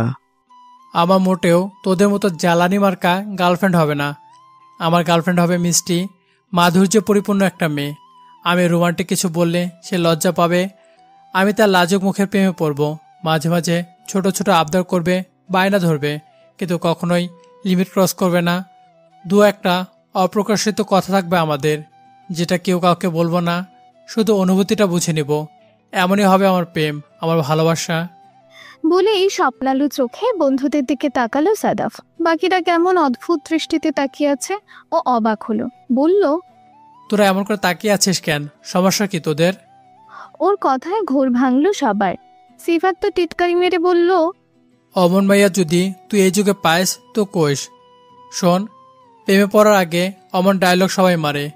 বিয়ের আগে খুব বলে যে আমার কথায় বউ উঠবে বসবে, কিন্তু বাস্তবে কি হয় জানিস? প্রেমিকার বউয়ের হাতে চোরকির মতো নাচে। সো এইসব জ্ঞানী জ্ঞানী কথা আর কবি কবি ভাব দেখে লাভ নেই।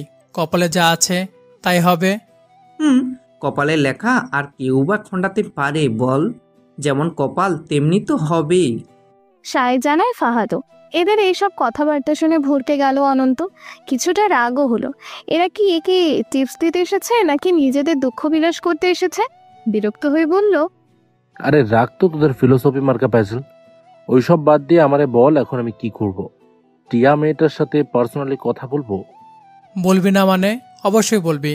আরে ভাই, কথা না বললে চেনা জানা হবে কেমনে? আর তুই যে লজ্জাবান পুরুষ। কথা শেষ করতে পারে না ফাহাদ। তার আগেই কথা বলে উঠল সাদাফ। বলল, কথা যে বলবি কেমনে বলবি? নাম্বার আনছিস ভাবি, নাকি তোর হবু শ্বশুরের কাছে কল দিয়ে নাম্বার উদ্ধার করবি? তাও তো একটা কথা। এই অনন্ত, নাম্বার নিছিস তোর বউয়ের? জিজ্ঞাসা করলো সিফাত। অনন্ত লজ্জায় মাথা নিচু করে নিল।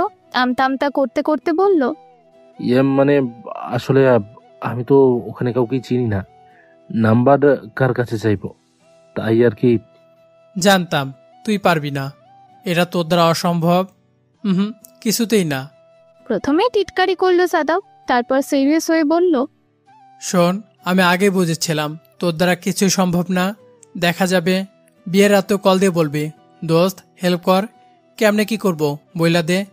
ওরে গাধা, তুই গাধা হতে পারিস, আমরা না। তাই তোর বলার আগেই আমরা নাম্বার নিয়ে আসছি, এই নে ধর। বলেই প্যান্টের পকেট থেকে নিজের ফোনটা বের করলো। টিয়ার বলে চালিয়ে দেয়া রাখার সেই নাম্বারটা কন্ট্যাক্ট থেকে বের করে বাড়িয়ে দেয় অনন্তের দিকে। অনন্ত হাত বাড়িয়ে ফোনটা নেয়। ওপাশ থেকে সিফাত উপদেশ দিল, নে এইবার কল দিয়ে উদ্ধার কর। অনন্ত অসহায় চোখে তাকালো। বোঝাই যাচ্ছে সে এই মুহূর্তে টিয়া নামের মেয়েটির সাথে কথা বলতে অনিচ্ছুক।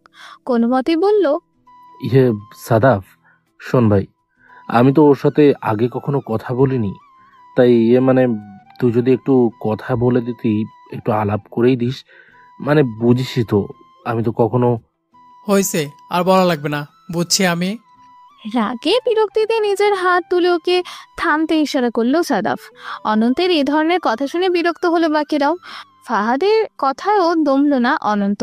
মিয়ে যাওয়া গলায় তবুও সাদাফের কাছে আবদার করলো, দোস্ত প্লিজ না করিস না, এবারের মতন হেল্প কর, একটু মেয়েটাকে কল দিয়ে দে। বুঝছি, তুই শুধরাবি না। আক্ষেপ জানায় সিফাত। অনন্ত তবুও সাদাফকে ঠেলা মেরে বলল, সাদাফ কিছু কর না ভাই। বাধ্য হলো সাদাফ। বন্ধুর আবদার রাখতে কল করলো সেই নাম্বারে। মনে মনে শুকনো একটা ঢোক গিলে জিভ দিয়ে ঠোঁট বিছিয়ে নিল। হবু ভাবিকে কি বলে সখ্যতা গড়ে তুলবে তাই পরিকল্পনা করে ফেললো। দুবার রিং হতেই রিসিভ হলো কলটা। তারপরে ভেসে এলো কারো সুমধুর আওয়াজ। মিষ্টি সুরে সালাম দিল অপর পাশে থাকা ব্যক্তিটি। ডিনার করে রুমে আসে রাকা। টিয়াদের বাসা থেকে ডিনার সেরে আসার পরও মিসেস পারভিন জোর করে ধরে বেঁধে আরো কয়েক গ্রাস খাইয়ে দিলেন, তাই খাওয়ার ওভারডোজ হয়ে গেছে ওর। এখনই শুয়ে পড়লেন, নাক মুখ দিয়ে বেরিয়ে আসবে খাবারগুলো, তাই রিডিং টেবিলের কাছে এলো। তার থেকে সৈয়দ মুস্তাফা আলীর তুলনাহীনা উপন্যাসটি টেনে বের করলো, সেটা হাতে নিয়ে গেল ঘরের লাগোয়া বারান্দায়। সবে বইটা খুলেছে তখনই হঠাৎ করে ওর ফোনটা বেজে উঠল। হাত বাড়িয়ে ফোনটা রিসিভ করে বলল, আসসালামু আলাইকুম, কে বলছিলেন? কণ্ঠটা শুনে অবাক হলো সাদাব। কণ্ঠটা তার পরিচিত, এটা তো সেই রাকা নামের মেয়েটার গলা, কিন্তু নাম্বারটা তো টিয়ার, এর কাছে আসবে কি করে? যদিও নাম্বারটা দিয়েছিল যে সে রাকারই ফ্রেন্ড, তার নামটা অবশ্য জানা নেই ওর, কিন্তু রাকার সাথে ওকে দেখেছিল। আবার ওই মেয়ে তো টিয়ারও ফ্রেন্ড, তার মানে কি টিয়াও রাকার ফ্রেন্ড? তবে নিজেদের বিষয় ভাবটাকে তখনই প্রকাশ করলো না সাদাফ, নিজেকে সামলে নিয়ে বলল, ওয়ালাইকুম আসসালাম, এটা কি টিয়া ভাবি নাম্বার? উনি কি আছেন? এইবার রাকার চমক খাওয়ার পালা। ও এক ঝলকেই সাদাফের কণ্ঠস্বর ধরে ফেললো, আর টিয়ার নাম শুনে এটাও নিশ্চিত হয়ে গেল যে কেন ওকে কল করা হয়েছে। মাহির কাণ্ডকীর্তির জন্য মনে মনে লজ্জিত হলো রাকা, বিব্রত গলায় বলল, মানে এটা টিয়ার না, আমার নাম্বার। আসলে আসলে আপনার নাম্বার? কিন্তু আমি তো টিয়া ভাবি নাম্বারটা চেয়েছিলাম, এটা আপনার কাছে গেল কি করে? এবারের প্রশ্ন শুনে বেশ থতমত খেয়ে গেল রাকা। মাহি যে ইচ্ছে করেই এমনটা করেছে সেটা এখন কিভাবে বলবে? ব্যাপারটা যেভাবেই বলুক তাতে মাহিকে ওর সামনে খারাপ বানানো হয়ে যাবে, কিন্তু ও তো সেটা চায় না, সেজন্য খানিকটা বুদ্ধির আশ্রয় নিল। সাদাফের কথা পাত্তা না দিয়ে বলল, কি করে এলো সেটা বড় কথা নয়, বড় কথা হলো আপনি টিয়ার খোঁজ করছেন কেন? ওকে আপনার কি দরকার? কথা শুনে ভ্রুদয় কুচকে ফেলে সাদাফ। রাকাকে সে আগে এইভাবে কথা বলতে শোনেনি। মেয়েটার ভঙ্গিমা দেখে মনে হচ্ছে সে যেন ঝগড়া করার জন্য রেডি হচ্ছে, কিন্তু ও তো ঝগড়া করার জন্য কল দেয়নি, নাকি সম্পর্কটা বেআইন হয়ে যাচ্ছে বলে ঝগড়া করা জরুরি? হতেই পারে, মেয়েদের যত সব আজব আজব চিন্তা ভাবনা কিনা ভেবেই একটা শ্বাস ফেললো, তারপর বলল, অনন্ত আমার ফ্রেন্ড, সেই সূত্রে মিস টিয়া সম্পর্কে আমার ভাবি হবেন, তো আমি আমার ভাবির নাম্বার চাইতে পারি না? তার সাথে কি আমার কথা থাকতে পারে না? সাদাফও যে সহজে হার মানবে না সেটা বুঝতে বেগ পেতে হলো না রাকাকে, তাই তর্কে যুদ্ধটাকে এগিয়ে নিয়ে যেতে দুষ্টু হেসে বলল, প্রয়োজনটা কার মিস্টার সাদাফ, আপনার না আপনার বন্ধুর? সে জারি হোক না কেন, আপনাকে দিতে বলছি, আপনি দেন। বন্ধুর বউয়ের সঙ্গে তো আর লাইন মারবো না। সাদাফের কথা শুনে রাকা মৃদু হাসলো, ঠোঁট চেপে হাসি আটকে বলল, ঠিক আছে, অন্তত ভাইয়াকে একটু দিন তো। কেন? ভ্রুকুচকে আসে সাদাফের। ওর পাশ থেকে লাফিয়ে উঠে বন্ধুরা, উত্তেজনায় চিৎকার করে, এই কি বলছে রে? সাদাফ নিজের ঠোঁটে আঙুল দিয়ে ওদের চুপ করে থাকার নির্দেশ দেয়, তারপর রাকার উদ্দেশ্যে বলল, অনন্তকে দিয়ে আপনি কি করবেন? যা বলার আমাকে বলুন। আমি ওনাকে যা করতে বলবো আপনি কি সেটা করতে পারবেন? বন্ধুর হয়ে জরিমানা দিতে পারবেন? কিসের জরিমানা? কুঞ্চিত ভ্রুদয়ের ভাঁজ আরো বেশি দৃশ্যমান হলো। রাকা দুষ্টু হাসলো, ঠোঁটের কোণে বাঁকা হাসির ছোঁয়া মিশে রেখে বলল, টিয়ার সাথে পার্সোনালি কথা না বলে বিয়ে ফিক্সড করা জরিমানা। আপনার বন্ধু ভারী বোকা, মেয়ে দেখতে আসলেই কি আন্টি পরিয়ে রাখতে হয়? কিছুদিন দেখা সাক্ষাৎ প্রেম প্রীতি করতে হয় না, সেই জরিমানা। শুনুন, আপনার বন্ধুকে বলুন তার বউ বর্তমানে তার উপর মহা খ্যাপা, তার সাথে কথা না বলে এঙ্গেজমেন্ট করে ফেলাটা সে পছন্দ করেনি। সো এবার তাকে বলুন তার বউয়ের মন জয় করতে। কিভাবে মন জয় করব? আপনি তো নাম্বারই দিচ্ছেন না। আহা, অত তাড়াহুড়া করলে কি হয়? শুনুন, অন্তত ভাইয়ার বউয়ের 2 জন বান্ধবী আছে, মানে তার শালিকা, তাকে বলুন তাদেরকে যেন ট্রিট দিয়ে দেয়। যদি তিনি ট্রিট দিয়ে দেন, শালিকাদের মন খুশি করে দেন, তাহলে তার বউয়ের মন জয় করার দায়িত্ব তাদের। টিয়াকে তখন আমরাই ম্যানেজ করে দেব। রাকার মতলব শুনে অবাক হলো সাদাফ। মেয়েটা তো আচ্ছা ধরিবাজ, সামান্য একটা নাম্বার দিতে কি এমন কথা বলে? ট্রিট চায়? ফোন কানে রেখে বন্ধুদের দিকে রাখিয়ে দেখলো ওদের চোখে মুখে প্রশ্নরা সব গিজগিজ করছে। ও ফোনটা আড়াল করে ওদের ব্যাপারটা বলল। ফাহাদ আর সিফাত তো কিছুতেই কাউকে ট্রিট দিতে রাজি না। ওদের মতে বিয়ের আগেই যদি এত অত্যাচার, তবে বিয়ের পর কি হবে? তারা কিছুতেই ট্রিট দেবে না। সেটা শুনেই সাদাফর রাকাকে বলল, কিন্তু রাকাও নাছুর বান্দা, সে কিছুতেই ট্রিট ছাড়া টিয়ার নাম্বার দিবে না। চলছে তুমুল তর্ক বিতর্ক। কেউ ছাড়বে না। এদিকে এদের এমন কাজ কারবার দেখে ভরকে গেল অনন্ত। এই বেচারের সাথে যে এরা কি করবে আল্লাহ মাহমুদ জানে। বন্ধুরা চায় বাঁচাতে, হবু বউ চায় বিপাকে ফেলতে। শেষ পর্যন্ত কি আর করবে, বলেই দিল কাল ট্রিটের জন্য রেস্টুরেন্টে আসতে। সাদাফরা কিছুতেই বিষয়টা মেনে নিল না, শুধু একটা নাম্বারের জন্য ট্রিট। কিন্তু অনন্ত মত বদলালো না। রাকারা যদি শখ করেই থাকে হুবুদুল্লাহ ভাইয়ের কাছে ট্রিট নেয়ার তো নিক, কিন্তু এত কথার পরও শেষ অব্দি টিয়ার নাম্বারটা সাদাফকে দিল না রাকা। সাদাফ চাইতেই বলল, আচ্ছা ঠিক আছে, আপনার সব কথা মানলাম, এবার ভাবির নাম্বারটা দেন। কথা শুনে মুচকি হাসলো রাকা, দুষ্টু হেসে বলল, তা তো হচ্ছে না বিআই সাহেব। শুনুন, কাল তো দেখা হচ্ছেই, টিয়ার নাম্বার দিয়ে এখন আর অন্তত সাহেব কি করবেন বলুন? কাল পর্যন্ত অপেক্ষা করতে সবুরে মেওয়া ফলে। কিন্তু সাদাফকে আর কিছু বলার সুযোগ না দিয়ে কলটা কেটে দিল রাকা। মনে মনে কি যেন ভেবে মুচকি হাসলো।